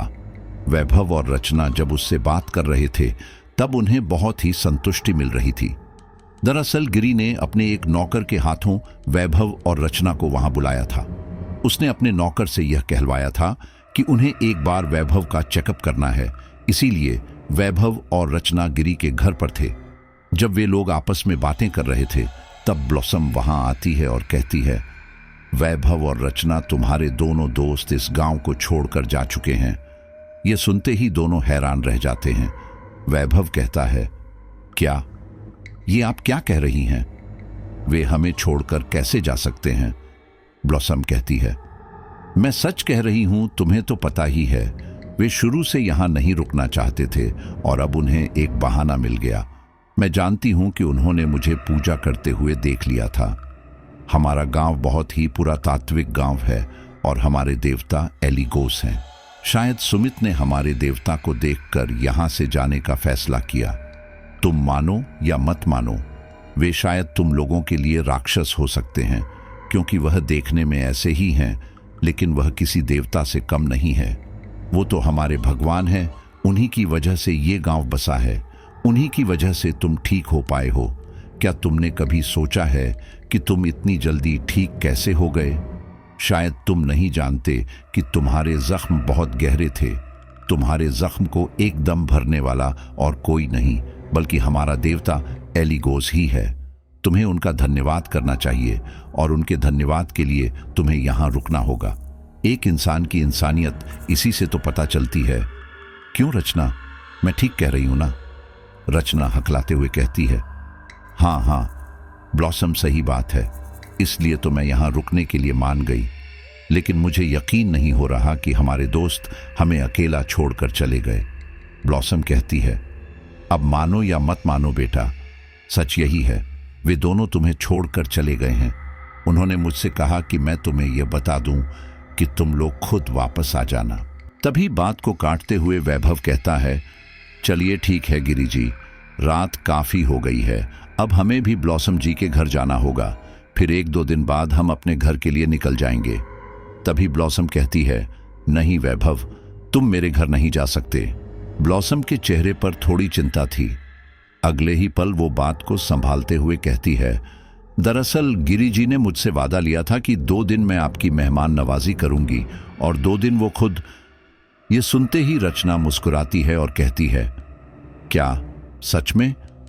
गिरी जी तो यहाँ के भगवान के समान है, ये भला हमारी मेहमान नवाजी करेंगे? तभी गिरी कहता है, हाँ क्यों नहीं, तुम दोनों 2 दिन मेरे ही घर रुकोगे, लेकिन मेरे घर रुकने का एक नियम है कि तुम इस घर के बाहर नहीं जा सकते। यह सुनते ही वैभव को थोड़ा अजीब लगता है। वह पूछता है, लेकिन क्यों? हम 2 दिन घर के अंदर कैसे रह सकते हैं? मेरा मतलब हम बोर हो जाएंगे। गिरी कहता है, ऐसा कुछ नहीं होगा, तुम मुझ पर भरोसा रखो। गिरी पर भरोसा करके वैभव और रचना गिरी के घर रुकने का ही फैसला कर लेते हैं, लेकिन वे नहीं जानते थे कि उनका यह फैसला उनके लिए कितनी बड़ी मुसीबत खड़ी कर सकता है। जैसे तैसे करके सुबह हो जाती है। सुबह होते ही सुमित ब्लॉसम से पूछता है, ब्लॉसम, मेरे दोनों दोस्त कहाँ हैं? ब्लॉसम अपनी भौहें चढ़ाते हुए कहती है, क्यों, तुम्हें नहीं पता तुम्हारे दोस्त कहाँ हैं? वे तो तुम्हारे साथ ही थे। सुमित नजरें चुराते हुए कहता है, हाँ, लेकिन मैं और काशी कुछ देर के लिए कल रात घर से बाहर गए थे। यहाँ घुटन हो रही थी, लेकिन जब हम वापस आए तब हमें वैभव और रचना दिखाई नहीं दिए। ब्लॉसम कहती है, अच्छा, यहाँ घुटन हो रही थी या फिर मेरा पीछा कर रहे थे? यह सुनते ही सुमित और काशी हैरान हो जाते हैं। दोनों को सांप सूंघ जाता है। ब्लॉसम कहती है, जब तुम्हें यह पता ही चल गया है कि मैं क्या चाहती हूं, तो चुपचाप हमारे देवता के आगे सिर झुका लो, क्योंकि तुम वैसे भी अब इस गांव से हमारी मर्जी के बिना नहीं जा सकते। ब्लॉसम की बातें सुनकर सुमित का खून तेजी से गर्म होने लगता है। वह अपने गुस्से को कंट्रोल नहीं कर पाता और कहता है, जब तुम्हें भी यह पता चल चुका है कि मैं तुम्हारे इरादों के बारे में जान चुका हूं, तो मैं तुमसे पहले और आखिरी बार पूछता हूं, बता दो मेरे दोस्त कहाँ हैं? देखो, अगर मैं एक बार इस गांव से निकल गया और पुलिस को तुम्हारे कारनामों के बारे में खबर दे दी, तो तुम इस पूरे गांव के साथ जेल के अंदर चली जाओगी। यह सुनते ही ब्लॉसम हंसने लगती है। उसकी हंसी में बिल्कुल भी डर नहीं था। ऐसा लग रहा था जैसे वह बेफिक्र है। काशी कहती है, सुमित ने क्या पूछा, तुम बताती हो या नहीं?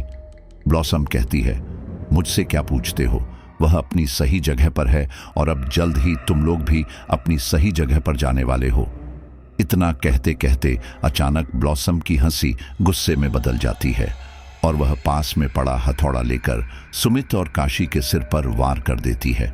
वे दोनों अपने आप को संभाल भी नहीं पाते और बेहोश हो जाते हैं। उधर वैभव और रचना गिरी के घर में ही रहते हैं। उनकी खूब आव भगत होती है। शाम होते ही गिरी का एक नौकर सुगंध वैभव और रचना के पास आता है और उनसे कहता है कि शाम ढलने वाली है, अब आप लोग अंदर चलो। रचना और वैभव चुपचाप उसके पीछे चल देते हैं। सुगंध रचना को एक कमरा दिखाता है और इशारा करता है कि वह कमरे में चली जाए। वैभव भी रचना के पीछे जा रहा था, लेकिन तभी वह नौकर वैभव को रोक देता है और कहता है, आप उनके साथ अंदर नहीं जा सकते। इस बात पर वैभव अजीब सा मुंह बनाकर कहता है, क्यों? मैं उनके साथ क्यों नहीं जा सकता? ये मेरे साथ ही हैं। गिरी का नौकर सुगंध कहता है, लेकिन मुझे यही आदेश मिला है कि आप दोनों को अलग अलग कमरे में रखा जाए। वैभव थोड़ा तिलमिलाकर बोलता है, अरे आपका दिमाग तो ठीक है, हम अलग अलग कमरे में क्यों रहेंगे?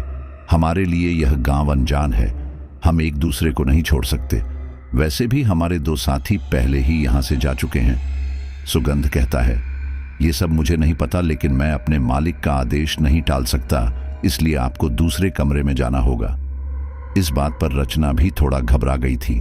वह कहती है, वैभव तुम गिरी से बात करो ना, हो सकता है ये एक गांव है, इसलिए हमें अलग अलग रखने के लिए कहा जा रहा है। गांव में इस तरह से हमारी उम्र के लड़के लड़की साथ नहीं रहते ना। वैभव कहता है, अरे रचना, तो ब्लॉसम के घर भी तो हम सब एक साथ ही थे ना? रचना कहती है, वहां हम 4 लोग थे, लेकिन अब तुम और मैं अकेले हैं। उनकी इज्जत का सवाल है, हो सकता है इसीलिए, लेकिन मैं अकेले नहीं रह सकती। तुम एक बार गिरी से बात करो। वैभव हाँ में सिर हिलाता है और सुगंध से कहता है, मुझे गिरी जी के पास जाना है। सुगंध वैभव को गिरी के पास लेकर चला जाता है। उस समय गिरी आराम कर रहा था। वैभव अपनी बात गिरी के सामने रखता है। वहीं दूसरी ओर रचना कमरे में जा चुकी थी। उसने कमरे का दरवाजा हल्का सा बंद कर लिया था। वह कमरे को अच्छी तरह निहार रही थी। जमीन पर एक गद्दे का बिस्तर लगा हुआ था। पास में 2 सुराही रखी थी और एक गिलास था। कमरे में कुछ जानवरों की पेंटिंग्स भी टंग रही थी। एक दीवार पर एक चूहे के पीछे बिल्ली भाग रही थी और बिल्ली के पीछे एक कुत्ता था। रचना उस पेंटिंग को देखकर हंसने लगती है। जैसे ही उसकी हंसी रुकती है, उसे कमरे से हंसने की आवाज आती है और यह आवाज उसी की थी। रचना को अजीब लगता है कि यहां भला कौन है। वह जल्दी से अपने चारों तरफ मुंडी घुमाकर देखती है, लेकिन कमरे में उसके अलावा कोई नहीं था। कमरे में कोई दूसरा दरवाजा भी नहीं था। रचना जल्दी से दरवाजा खोलकर बाहर देखती है। बाहर भी कोई नहीं था। रचना दरवाजा पूरा बंद करके कमरे में आ जाती है। जैसे ही वह पेंटिंग को दोबारा देखती है, चूहे बिल्ली वाली पेंटिंग में चूहा गायब था। रचना घबराकर अपने मुंह पर हाथ रख लेती है। उसकी आंखें चौड़ी हो जाती हैं। अगले ही पल जैसे ही रचना की नजर बिस्तर पर पड़ती है, बिल्कुल वैसा ही चूहा जैसा उस पेंटिंग में था, रचना के बिस्तर पर कूदने लगता है। यह देखकर रचना चीख पड़ती है। वह तुरंत कमरे से बाहर जाती है। उसकी चीख वैभव के कानों तक भी पहुंची थी। गिरी और वैभव तुरंत रचना के पास आते हैं। रचना कमरे के दरवाजे के बाहर खड़ी चिल्ला चिल्ला कर कूद रही थी, चूहा, चूहा, बचाओ, चूहा। वैभव रचना को संभालता है। क्या हुआ रचना, क्यों चिल्ला रही हो? रचना घबराते हुए कहती है, कमरे के अंदर चूहा है। वैभव कहता है, रचना तुम भी क्या एक चूहे से डर गई? रुको, मैं भगाता हूं। वैभव के साथ गिरी भी अंदर जाता है। रचना यह बताने ही जा रही थी कि उसने चूहे को पेंटिंग में देखा था और इसीलिए वह दोबारा पेंटिंग देखती है तो एक बार फिर हैरान रह जाती है, क्योंकि उस पेंटिंग में अब बिल्ली भी गायब थी। वह कुछ देर पेंटिंग को देखते ही रह जाती है। वैभव पूछता है, क्या हुआ, क्या देख रही हो? रचना कहती है, वैभव इसमें एक चूहा और बिल्ली थे, अब वो इस पेंटिंग में नहीं है। वैभव कहता है, क्या इस पेंटिंग में? रचना कहती है, हाँ, मैंने उस चूहे को यहां कूदते हुए देखा था और अब तो बिल्ली भी नहीं है। रचना इतना ही कहती है कि तभी उसे कमरे की खिड़की के बाहर बिल्कुल वैसे ही बिल्ली दिखाई देती है जैसी पेंटिंग में थी। रचना जोर से चिल्लाती है, वैभव वो देखो बिल्ली, ये वही बिल्ली है जो पेंटिंग में थी। वैभव कहता है, रचना, क्या हुआ? तुम्हारा दिमाग तो ठीक है, क्या बातें कर रही हो? पेंटिंग में बिल्ली थी, चूहा था। तभी गिरी कहता है, हाँ रचना, क्या कह रही हो, सही से बताओ। फिर रचना सारी बात तरीके से बताती है तो वैभव कहता है, ऐसा कैसे हो सकता है? रचना, यह तुम्हारा वहम होगा। गिरी कहता है, तुम आराम करो, और वैभव ने मुझे बताया कि वह तुम्हारे साथ ही रुकना चाहता है। तुम दोनों इस कमरे में ही रहो। अब मैं चलता हूं, कुछ देर बाद खाना खाने के लिए आ जाना। गिरी वहां से चला जाता है, लेकिन रचना अभी भी घबराई हुई थी। वैभव रचना को गले लगा लेता है। रचना भी अपनी आंखें बंद करके वैभव को कस के पकड़ लेती है, लेकिन जैसे ही वह अपनी आंखें खोलती है, घबराकर वैभव से दूर हट जाती है, क्योंकि वैभव का शरीर लाल रंग की चमड़ी में बदला हुआ था, जो पूरी तरह से नग्न था। लेकिन जैसे ही रचना दूर हटती है, वैभव सामान्य हो जाता है। इस तरह से रचना को खुद से दूर हटता देखकर वैभव पूछता है, क्या हुआ रचना? रचना घबराकर कहती हैं, कुछ नहीं, बस दिमाग का वहम है। कुछ देर बाद खाना खाने के लिए गिरी के नौकर वैभव और रचना को बाहर बुलाते हैं। तब रचना के कानों में उसकी अपनी ही हंसी गूंजने लगती है। वह जहां देखती वहीं से हंसी की आवाज आ रही थी। रचना को यह काफी अजीब लगता है। वह वैभव से पूछती है, वैभव, क्या तुम्हें किसी की हंसने की आवाज आ रही है? वैभव कहता है, नहीं तो, कोई भी नहीं हंस रहा। रचना परेशान होते हुए कहती है, वैभव, पता नहीं मुझे क्या हो गया, मुझे किसी की हंसने की आवाज आ रही है। वैभव पूछता है, किसके हंसने की? रचना कहती है, मेरी ही हंसी की। वैभव मुस्कुराते हुए कहता है, रचना, तुम्हारा दिमाग खराब हो गया है, खाना खाकर सो जाना। वहीं दूसरी ओर सुमित और काशी को जब होश आता है तो वे खुद को एक अजीब सी जगह पर कुर्सी से बंधा पाते हैं। जब वह आसपास की चीजों को अच्छी तरह देखते हैं तो समझ जाते हैं कि आखिर वे कहाँ हैं। ये लोग उसी गलियारे के अंदर बने कमरे में मौजूद थे जहां पर ब्लॉसम शैतान की पूजा कर रही थी। सबसे पहले काशी को होश आता है। काशी को होश आते ही वह सुमित को आवाज लगाकर उठाती है। सुमित भी घबरा जाता है। दोनों के सिर से बहता खून जम चुका था और दोनों के ही सिर में दर्द भी हो रहा था। काशी कहती है, सुमित, अब हम क्या करें? हमें तो यहां बांध दिया गया है, अब हम रचना को कैसे ढूंढेंगे?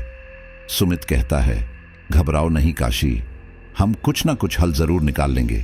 ये वही जगह है ना जहां हमने ब्लॉसम को पूजा करते हुए देखा था? काशी कहती है, हां, पता नहीं क्यों सुमित, मुझे यहां आसपास अजीब सा फील हो रहा है, जैसे हमारे आसपास कोई है। सुमित कहता है, हां, तुम बिल्कुल ठीक कह रही हो, मुझे भी अपने आसपास कुछ गर्मी का एहसास हो रहा है, जैसे किसी की सांसें चल रही हैं। कोई मेरे कानों के पास भर भर के सांस ले रहा है। वे लोग बहुत ज्यादा घबराए हुए थे। सुमित और काशी स्थिति को समझने की कोशिश कर रहे थे कि तभी उनके कानों में कुछ आवाज आती है। वह समझ जाते हैं कि इस कमरे की ओर कोई आ रहा है। वे देखते हैं कि ब्लॉसम और उसके साथ कुछ अन्य लोग भी हैं, जिनमें गिरी भी शामिल है। गिरी को देखते ही सुमित और काशी हैरान रह जाते हैं। साथ ही वहां पर गांव का वह आदमी भी था जिसे एक बेटा चाहिए था, जिसकी 5 बेटियां थीं, और उस आदमी के साथ उसकी वही सबसे छोटी बेटी भी थी जो गिरी के घर गई थी।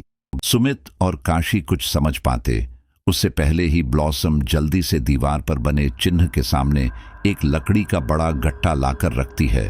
उस लकड़ी के गट्टे पर बलि दी जाती है, लेकिन इस बात से सुमित और काशी वाकिफ नहीं थे, और अगले ही पल जैसे ही वो छोटे बच्ची उस लकड़ी के गट्टे को देखती है, चिल्लाने लगती है, रोने लगती है और बार बार कहती है, नहीं बाबा, नहीं, आप ऐसा मत कीजिए। लेकिन उस लड़की का पिता अपनी बेटी की गर्दन को लकड़ी के गट्टे पर रख देता है। उसके बाद ब्लॉसम एक बड़ा गंडासा लेती है। वह उस गंडासे को चूमती है और फिर दीवार पर लगाकर गिरी के हाथों में दे देती है। गिरी उस लड़की के सिर पर हाथ फेरता है और कहता है, बेटा बस, कुछ देर की बात है, तुम अपने परिवार की खुशियों की वजह बनोगी। और इतना कहते ही गिरी उस बच्ची की गर्दन पर वो बड़ा सा गंडासा चला देता है और अगले ही पल चारों तरफ खून की छींटें किसी फुव्वारे की तरह फैल जाती हैं। सुमित और काशी जब यह सब देखते हैं तो उनकी रूह कांप जाती है, उनका दिल थम सा जाता है। ऐसा लगता है जैसे समय रुक गया है। उन्हें यकीन नहीं होता कि उनके सामने किसी की बलि दी गई है, और वो भी एक मासूम बच्ची की। जैसे ही काशी को होश समझ आता है, वह चिल्लाती है। तभी ब्लॉसम होठों पर उंगली रखकर काशी को चुप रहने के लिए कहती है। वह कहती है, ए लड़की, क्यों हमारे देवता को परेशान कर रही हो? यह उनके बलि का समय है। चीख कर हमारी साधना को खराब मत करो। काशी रोते हुए कहती है, लेकिन तुमने उस बच्ची को क्यों मारा? उसने तुम्हारा क्या बिगाड़ा था? ब्लॉसम कहती है, हमने उसे मारा नहीं है, हमने उसे अपने देवता के पास पहुंचा दिया। वह अब उनके चरणों में सुरक्षित है, और शायद तुम नहीं जानती कि वो लड़की उनके परिवार को आगे बढ़ाने के लिए चुनी गई थी। ये उस बच्ची की खुशनसीबी है कि हमने उसे अपने देवता एलिगोस के लिए समर्पित कर दिया। सुमित गुस्से में कहता है, ओ पागल बुढ़िया, वो एक मासूम बच्ची थी। तूने उसे दुख पहुंचाया है, दर्द दिया है। अंधविश्वास के नाम पर तुम लोग ये क्या कर रहे हो? एक बार मैं यहां से निकल जाऊं, फिर पूरे गांव को जेल के अंदर करवा दूंगा। यह सुनते ही गिरी के चेहरे पर गुस्सा आता है, और वह सुमित के गालों पर थप्पड़ ही थप्पड़ मारता है। वह कहता है, लगता है तुम्हें भी अपने देवता के पास पहुंचाना होगा। तुम्हारी जुबान ज्यादा चलती है। ब्लॉसम कहती है, बस करो गिरी, बस करो। ये लोग भी जल्द हमारे देवता के पास पहुंच जाएंगे, थोड़ा सब्र करो। उस बच्ची की लाश वहीं पर पड़ी रहती है। ब्लॉसम बच्ची के सिर को उठाकर एक थाल में रखती है, और फिर दीवार पर बने उस चिन्ह की आरती की तरह पूजा करती है। फिर वे लोग वहां से चले जाते हैं। काशी और सुमित की नजर बार बार उस बच्ची के धड़ पर पड़ रही थी, जो उन्हें खौफनाक एहसास करा रही थी। काशी का तो रो रो कर बहुत बुरा हाल था, और सुमित समझ नहीं पा रहा था कि वो यहां से कैसे निकले। तभी काशी की नजर बच्ची की डेड बॉडी पर पड़ती है। वह देखती है कि बच्ची की उंगली अपने आप चल रही है, और देखते ही देखते वह बच्ची अपने आप खड़ी हो जाती है। काशी एक मुर्दे को खड़ा देखकर चिल्ला उठती है। सुमित की नजर भी जब उस बच्ची पर जाती है, तो वह भी घबरा जाता है। उसकी आंखें भी चौड़ी होने लगती हैं। वो बच्ची धीरे धीरे उनके करीब जाती है, लेकिन उन तक पहुंचने से पहले ही एक बार फिर जमीन पर गिर जाती है, और इस बार उस बच्ची का हाथ काशी के पैरों पर जा लगता है। काशी तुरंत अपना पैर बढ़ाने की कोशिश करती है, लेकिन कुर्सी समेत पीछे गिर जाती है। फिलहाल अब उस बच्ची का धड़ निष्क्रिय हो चुका था। सुमित कुछ देर तक बच्ची के शरीर को देखता रहता है। जब वह दोबारा नहीं उठती, तब वह काशी को समझाता है, काशी शांत हो जाओ, वो अब कुछ नहीं करेगी। सुमित की नजर उसी गंडासे पर पड़ती है जिससे उस बच्ची की बलि दी गई थी। वह अपनी कुर्सी को खिसकाता हुआ गंडासे तक पहुंचता है, और कुर्सी के सहारे ही उस गंडासे को काशी तक लेकर आता है। फिर वह खुद भी अपनी कुर्सी गिराकर जैसे तैसे करके काशी के हाथ की एक रस्सी खोल देता है। अगले ही पल काशी जल्दी से अपने दूसरे हाथ की रस्सी खोल देती है, और फिर सुमित की भी दोनों रस्सियां खोल देती है। तब जाकर वे लोग चैन की सांस लेते हैं। काशी कहती है, चलो अब जल्दी से यहां से चलो। काशी और सुमित उस जगह से बाहर जा ही रहे थे कि तभी वह कमरा हिलने लगता है जैसे भूकंप आ गया हो। कुर्सियां अपने आप गोल गोल नाचने लगती हैं। इतना ही नहीं, वो बच्ची जो जमीन पर गिरी हुई थी, वो झटके के साथ सीधी खड़ी होती है, और उसकी गर्दन से तेज फुव्वारे की तरह कमरे की छत तक खून ही खून उफनता है। वो दृश्य देखकर सुमित और काशी के पैर वहीं जम जाते हैं। सामने की दीवार से, जिस पर वो शैतानी सिंबल बना हुआ था, उससे एक लाल परछाई बाहर निकलती है। धीरे धीरे वो परछाई काशी के शरीर पर कब्जा कर लेती है, और फिर वो बच्ची तेजी के साथ हवा में उड़ती हुई काशी के गले पर चिपक जाती है, और अब भी उस बच्ची की गर्दन से लगातार खून बहता रहता है। कुछ ही देर में काशी भी खून से तरह बतर हो जाती है। सुमित उस बच्ची को हटाने की काफी कोशिश करता है, लेकिन वह बच्ची जोंक की तरह काशी से चिपकी हुई थी, और फिर वह काशी को धक्का देते हुए एक दीवार पर गिरा देती है। काशी के सिर में चोट लगती है। सुमित उसे संभालता है, और फिर वह बच्ची कुर्सियों की तरह गोल गोल नाचने लगती है, और एक बार फिर काशी की ओर बढ़ती है। लेकिन तभी सुमित काशी का हाथ पकड़कर कमरे के एक कोने से बचकर बाहर की तरफ जाना चाहता था, लेकिन अचानक दीवार पर लगी एक कील पर सुमित का हाथ टकराता है और सिंबल वाली दीवार 2 हिस्सों में बंट जाती है। यह देखकर सुमित और काशी हैरान रह जाते हैं, लेकिन वह देखते हैं कि आगे एक गली है। वे लोग तुरंत उस गली में भागते हैं। वहां जगह जगह लाल रोशनी आ रही थी। वह रोशनी किस चीज की थी, कुछ समझ नहीं आ रहा था। ना तो वहां बल्ब नजर आ रहे थे, ना मशालें नजर आ रही थीं। बस जाने के लिए एक रोशनी थी। वे लोग सीधे चले जाते हैं। फिर एक गोल सा कमरा दिखाई देता है। वह कमरा एक लाल पर्दे से ढका हुआ था। सुमित और काशी पर्दे के दूसरी ओर जाते हैं तो वहां जाकर देखते हैं कि वो पत्थर की ही एक दीवार है जो गोल बनी हुई है और उस पर उनके देवता की कई मूर्तियां उभरी हुई हैं। जमीन पर भी एक गोल घेरा जो काले रंग से बना हुआ है। उसके बीचों बीच एक मेज रखी है और उस मेज पर एक किताब है। किताब के ठीक ऊपर एक मोमबत्ती जल रही है। जब सुमित और काशी उस मोमबत्ती को ध्यान से देखते हैं तो पाते हैं कि यह मोमबत्ती भले ही जल रही है, लेकिन मोम पिघल नहीं रहा है, यानी कि यह भी कोई जादुई मोमबत्ती है। मोमबत्ती के नीचे रखी किताब से भी एक अजीब सी गंध आ रही है। सुमित कहता है, यह किताब कैसी है? काशी कहती है, चलो खोल कर देखते हैं, हो सकता है इसमें यहाँ के तांत्रिक क्रियाओं के बारे में कुछ लिखा हो। सुमित बड़ी सावधानी से मोमबत्ती मेज पर रख देता है और किताब खोलकर देखता है। किताब में अंग्रेजी भाषा में ही सब कुछ लिखा हुआ था। उस किताब में एलिगोस देवता के बारे में काफी कुछ लिखा हुआ था। उसमें से कुछ अंश इस प्रकार थे। एलिगोस, जो कि नर्क का देवता है। एलिगोस को छिपी हुई चीजों के ज्ञान का स्वामी माना जाता है। इसे मन का राक्षस भी कहा जाता है। यदि कोई इस राक्षस को सिद्ध कर ले तो अपनी इच्छाओं को पूर्ण कर सकता है। बस उसे अपनी इच्छा के बदले एक बलि देनी होती है। वो किसी भी प्रिय की बलि दे सकता है या फिर किसी भी खून के रिश्ते की। उस किताब में यह भी लिखा हुआ था कि एलिगोस की ताकत उसके त्रिशूल में है। यदि किसी भी प्रकार उसके त्रिशूल को तोड़ दिया जाए तो उसकी शक्तियां नष्ट हो जाएंगी। लेकिन इसका मतलब यह बिल्कुल भी नहीं है कि आप एलिगोस को नष्ट कर सकते हैं। जहां पर एलिगोस का वास होगा वहां पर त्रिशूल जरूर मिलेगा। वहां से उसकी शक्तियों को नष्ट करने का एक उपाय केवल त्रिशूल का खात्मा है। वो लोगों की बलि लेता है, उनकी आत्माओं को अपने पास कैद रखता है। न केवल लोगों की आत्माओं को कैद रखता है, बल्कि वह आत्माओं का बहुत बड़ा प्रेमी है।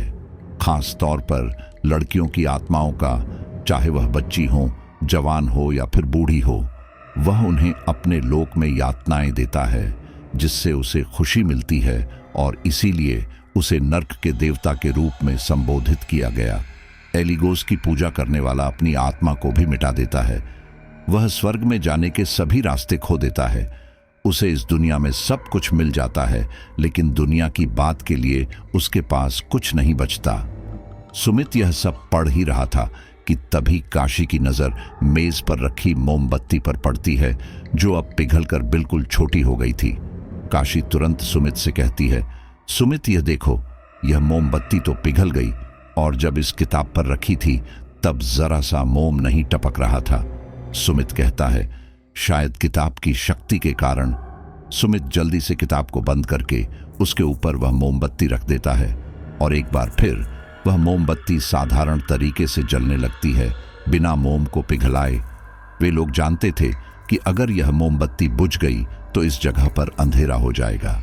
सुमित और काशी सोच ही रहे थे कि अब उन्हें आगे क्या करना चाहिए कि तभी उस दीवार पर बनी एलिगोस की आकृति किसी रबड़ की तरह खींचते हुए सुमित के बिल्कुल करीब आ जाती है और उससे तेज भाप निकलती है। तब उनके कानों में उसी बच्ची की आवाज आती है, नहीं बाबा, ऐसा मत कीजिए। यह आवाज सुनते ही सुमित और काशी सहम जाते हैं और जल्दी से वहां से भागते हैं। लेकिन वह देखते हैं कि जिस गली से वह उस गोल कमरे की तरफ गए थे, उसी गली में वह बच्ची खड़ी हुई इनका इंतजार कर रही है। जब उनकी नजर बच्ची के पैर पर जाती है तो बच्ची के पैर कटे हुए थे। देखते ही देखे उस बच्ची के दोनों हाथ कटकर नीचे गिर जाते हैं। वह बहुत ही खौफनाक मंजर था। सुमित काशी का हाथ पकड़ता है और जल्दी से उस बच्ची को धक्का देते हुए उस गली से बाहर जाता है। बाहर जाकर वह सबसे पहले उस कील को छूता है जिससे दीवार 2 हिस्सों में बंट गई थी, और कील को दोबारा दबाते ही वो दीवार बंद हो जाती है।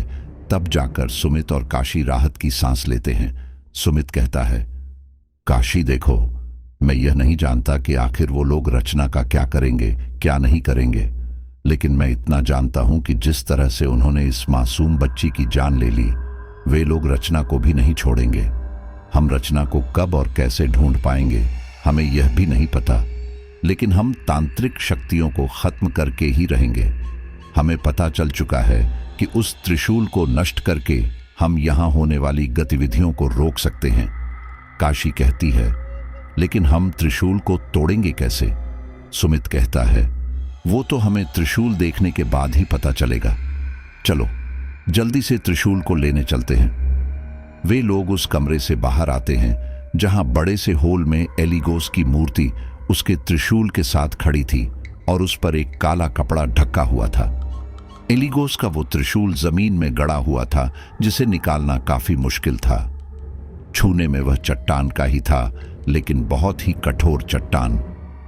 उसे देखकर नहीं लग रहा था कि वह इतनी आसानी से टूटने वाला है। सुमित और काशी हर तरह से कोशिश कर रहे थे कि वह उस त्रिशूल को तोड़ दें, और एक तरफ वैभव और रचना नींद की आगोश में जा चुके थे। उन्हें ऐसा लग रहा था जैसे वो बहुत थके हुए हैं। तभी उनके कमरे का दरवाजा खुलता है और एक शख्स उनके पास आता है। वो गिरी का नौकर सुगंध ही था। दरवाजे की आवाज सुनकर रचना और वैभव की आंख खुल तो जाती है, लेकिन ऐसा लगता है जैसे वो नशे में है। सुगंध रचना का एक हाथ पकड़कर उठाता है। रचना बिल्कुल निढाल थी, इसीलिए वो आसानी से उठ जाती है। वैभव भी ये सब देख रहा था। उसका दिमाग भी बहुत धीमे चल रहा था। वो सब समझ रहा था, लेकिन कुछ कर नहीं पा रहा था। तभी उसे ब्लॉसम दिखती है जो रचना को झटके से उठाती है। फिर सुगंध और ब्लॉसम रचना को पकड़कर बाहर ले जाते हैं। कुछ देर हिम्मत करके वैभव भी उठ जाता है। वह खुद को एक्टिव करने की कोशिश कर रहा था, लेकिन ऐसा लग रहा था जैसे किसी चीज का नशा है। दरअसल वैभव और रचना के खाने में रात एक ऐसी जड़ी बूटी मिला दी गई थी जिससे उन्हें नशा हो गया था।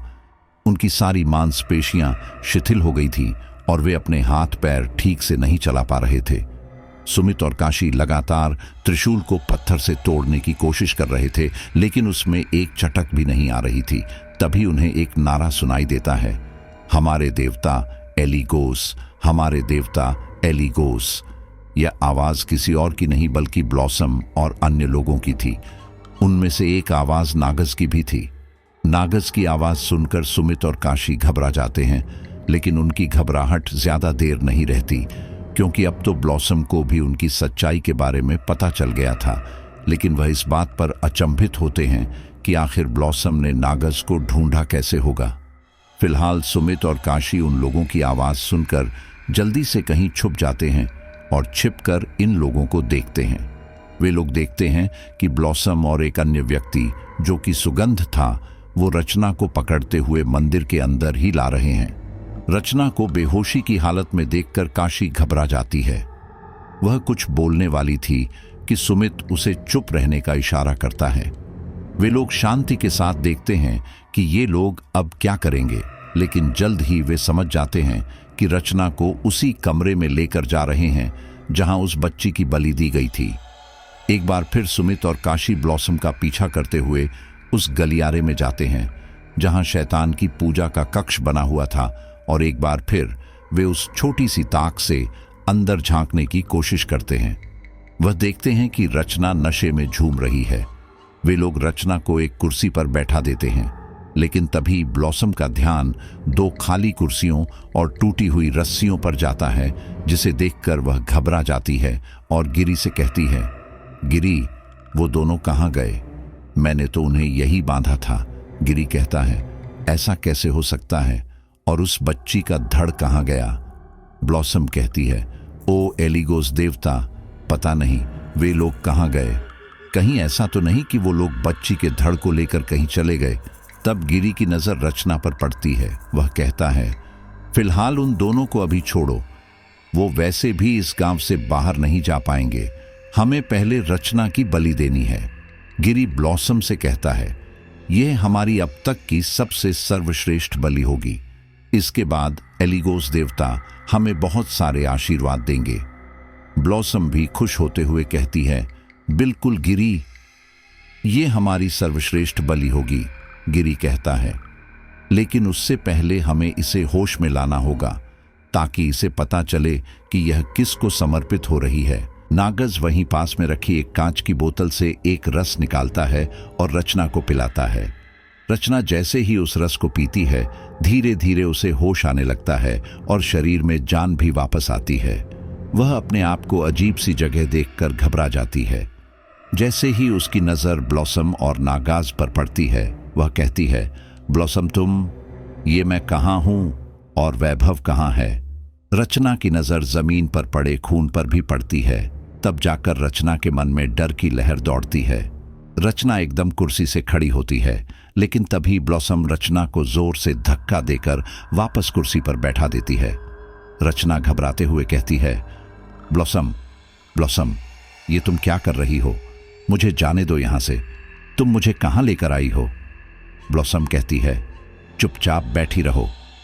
ब्लॉसम की आवाज में गुस्सा था, जिसे सुनकर रचना कांपने लगती है। उसकी आंखों में आंसू आ जाते हैं। वह कहती है, वैभव कहाँ है? मुझे वैभव के पास लेकर चलो। ब्लॉसम हंसते हुए कहती है, वह आराम से सो रहा है। अब तुम्हारा प्रेमी वैभव नहीं, एलिगोस है। इसलिए शांति के साथ बैठे रहो और जैसा कहते हैं वैसा करो। ब्लॉसम अपने बेटे नागज से कहती है, लाओ मोगरे के फूल दो। नागज पास में ही रखें मोगरे के फूल देता है। ब्लॉसम फूलों पर कुछ मंत्र पढ़कर फूंकती है और फिर मोगरे के फूलों को रचना के सिर पर डालती है। इसके बाद वह रचना को दूध से नहलाती है। रचना चिल्ला चिल्लाकर विरोध करती है, लेकिन ब्लॉसम पर कुछ असर नहीं होता और उल्टा नागज ने मजबूती के साथ रचना के कंधों को पकड़ रखा था। ब्लॉसम और गिरी दीवार पर बने सिंबल के सामने जाकर नतमस्तक होते हैं। उसके बाद वो सभी मिलकर किसी अन्य भाषा में गीत गाते हैं। ऐसा लग रहा था जैसे वह उस राक्षस का आवाहन कर रहे हैं। फिर देखते ही देखते रचना अपनी आंखें गोल गोल घुमाने लगती है। वह जोर जोर से हंसने लगती है और अजीब सी आवाज निकालती है। वह झटके के साथ कुर्सी से खड़ी होती है और नागज को धक्का देती है। फिर वह पागलों की तरह नाचने लगती है। कभी वह जमीन पर पड़ा बच्ची का खून चाटती तो कभी अपने ही हाथ पैरों को काटने लगती। ब्लॉसम और गिरी अभी भी गीत जारी रखते हैं। फिर देखते ही देखते रचना जमीन से कुछ फुट ऊपर उठ जाती है और गोल गोल घूमने लगती है। यह भयानक मंजर देखकर सुमित और काशी को अपनी आंखों पर यकीन नहीं होता। काशी कहती है, हे भगवान, यह हमारे दोस्त को क्या हुआ? सुमित, जल्दी कुछ करो। सुमित कहता है, हमें जल्द से जल्द उस त्रिशूल को तोड़ना ही होगा, इससे पहले ये लोग रचना की बलि दे। सुमित और काशी मंदिर के बाहर जाते हैं और एक बड़ा मजबूत पत्थर ढूंढते हैं। रचना, जो उसे समय अजीब तरह से नाच रही थी, धीरे धीरे उसके चेहरे का रंग लाल होने लगता है और दांत काले पड़ते जाते हैं। आंखें अंदर की ओर धंसती जाती है। नाखून सामान्य से ज्यादा बढ़ते चले जाते हैं। ऐसा लग रहा था जैसे रचना के शरीर में किसी शैतानी शक्ति ने प्रवेश कर लिया है, और था भी यही। उसके अंदर एलिगोस राक्षस घुस गया था। ब्लॉसम और गिरी रचना को उस कक्ष के अंदर बने गुप्त कमरे में जाने का इशारा करते हैं। नागज कील पर हाथ रखता है और दीवार दो हिस्सों में बंट जाती है। रचना चुपचाप गोल कक्ष के अंदर जाती है। रचना के अंदर मौजूद शैतान चारों तरफ अपनी उभरी हुई आकृतियां देखकर खुश होता है। फिर उसकी नज़र किताब के ऊपर रखी मोमबत्ती पर जाती है। वह अपनी हथेली को मोमबत्ती की लौ पर रखती है और कुछ देर यूं ही जलने देती है। ऐसा करने पर उसे बहुत मजा आ रहा था। अचानक उस कमरे से अजीब रंग बिरंगी किरणें निकलकर रचना के शरीर पर पड़ती है और रचना इस तरह से कंपाती है जैसे उसे करंट लग रहा हो। कुछ देर बाद रचना बिल्कुल शांत हो जाती है। उसके शरीर से वो शैतानी आत्मा निकल चुकी थी। शांत होने के बाद रचना जमीन पर निढाल होकर गिर जाती है। फिर ब्लॉसम और गिरी आते हैं। रचना को घसीटते हुए वापस उस बलि कक्ष में ले जाते हैं जहां पर लकड़ी का गट्टा रखा था। उधर सुमित और काशी को एक नुकीला और विशाल पत्थर मिल चुका था। वे लोग जल्दी से मंदिर में जाते हैं और त्रिशूल को तोड़ने की कोशिश करते हैं। इस बार जब सुमित त्रिशूल पर वार करता है तो पूरी ताकत के साथ वार करता है। साथ ही वह भगवान को भी याद करता है। वह पत्थर उठाता है और जोर से बोलता है, जय श्री राम, जय श्री राम। और इतना कहकर वह उस नुकीले और विशाल पत्थर को त्रिशूल की नुकीले हिस्से पर मारता है। भगवान का नाम लेते ही उस पत्थर में तुरंत चटक आ जाती है। सुमित और पत्थर की आवाज ब्लॉसम के बलिकक्ष तक भी गई थी। वे आवाज सुनकर घबरा जाते हैं। वे लोग रचना को छोड़कर जल्दी से बाहर आते हैं तो देखते हैं कि सुमित के हाथ में पत्थर है और वह त्रिशूल पर वार कर रहा है। ब्लॉसम और गिरी जोर से चिल्लाते हैं, नहीं नहीं, तुम ऐसा नहीं कर सकते। ब्लॉसम भागकर सुमित के पास आती है और उसे धक्का देती है, लेकिन सुमित संभल जाता है और दोबारा त्रिशूल पर वार करता है और इस बार त्रिशूल का एक टुकड़ा टूट जाता है। जैसे ही त्रिशूल का टुकड़ा टूटकर जमीन पर गिरता है, वैसे ही वह मंदिर भी हिलने लगता है। मंदिर से चिल्लाने की आवाज आती है और ऐसा लग रहा था कि बहुत सारे लोग एक साथ चिल्ला रहे हैं। धीरे धीरे पत्थरों का वो मंदिर टूटकर गिरने लगता है। ब्लॉसम और गिरी जल्दी से बाहर की तरफ भागते हैं। उनके पीछे नागज भी भागता है। इधर सुमित काशी से कहता है, तुम भी यहां से निकलो, मैं रचना को लेकर आता हूं। सुमित जैसे ही रचना के पास जाता है, वह देखता है कि रचना जमीन पर उल्टी लेटी बुरी तरह चिल्ला रही है। उसके मुंह से काला पदार्थ भी टपक रहा है। सुमित रचना को उठाने की कोशिश करता है, लेकिन रचना का शरीर काफी भारी था। फिर भी सुमित अपनी पूरी कोशिश करके रचना को घसीटते हुए मंदिर के बाहर ले आता है और फिर देखते ही देखते वह मंदिर पूरी तरह से ढह जाता है। ब्लॉसम और गिरी बुरी तरह रो रहे थे।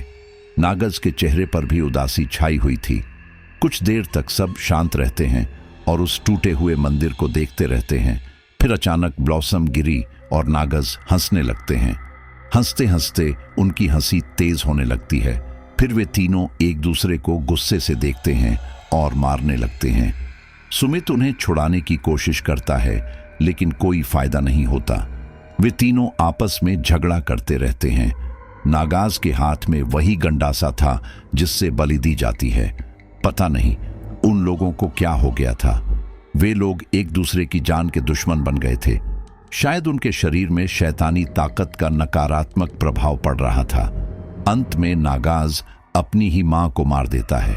गिरी जब यह देखता है तो फिर गिरी नागज के हाथ से गंडासा छीनकर नागज को मार देता है। वहीं दूसरी ओर सुमिता काशी यह देखकर वहां से पहले ही भाग चुके थे और रचना धीरे धीरे अपना शरीर छोड़ती जा रही थी। ऐसा लग रहा था जैसे उसके शरीर से उसकी आत्मा निकल रही है। असल में उसकी आत्मा नहीं, बल्कि शैतान की आत्मा निकल रही थी। सुमित काशी और रचना को लेकर गांव की तरफ भाग रहा था, लेकिन जैसे ही वो लोग गांव में पहुंचते हैं तो देखते हैं कि गांव के सभी लोग बाहर आ गए हैं और ठीक उसी तरह व्यवहार कर रहे हैं जैसे ब्लॉसम, गिरी और नागाज कर रहे थे। सब एक दूसरे से लड़ाई झगड़ा कर रहे हैं। कोई किसी को मार रहा है, कोई किसी को। यह मंजर देखकर सुमित घबरा जाता है। तभी रचना को भी होश आने लगता है। वह भी उस मंजर को देखकर घबरा जाती है, लेकिन अपने दोस्तों को अपने साथ पाकर रचना को सुकून मिलता है। वह काशी से गले लगाकर रोने लगती है। काशी को भी देखकर खुशी होती है कि रचना ठीक हो चुकी है। काशी सुमित से कहती है, हमारा यहां रुकना ठीक नहीं है, कहीं ये लोग हमें भी ना मार दें।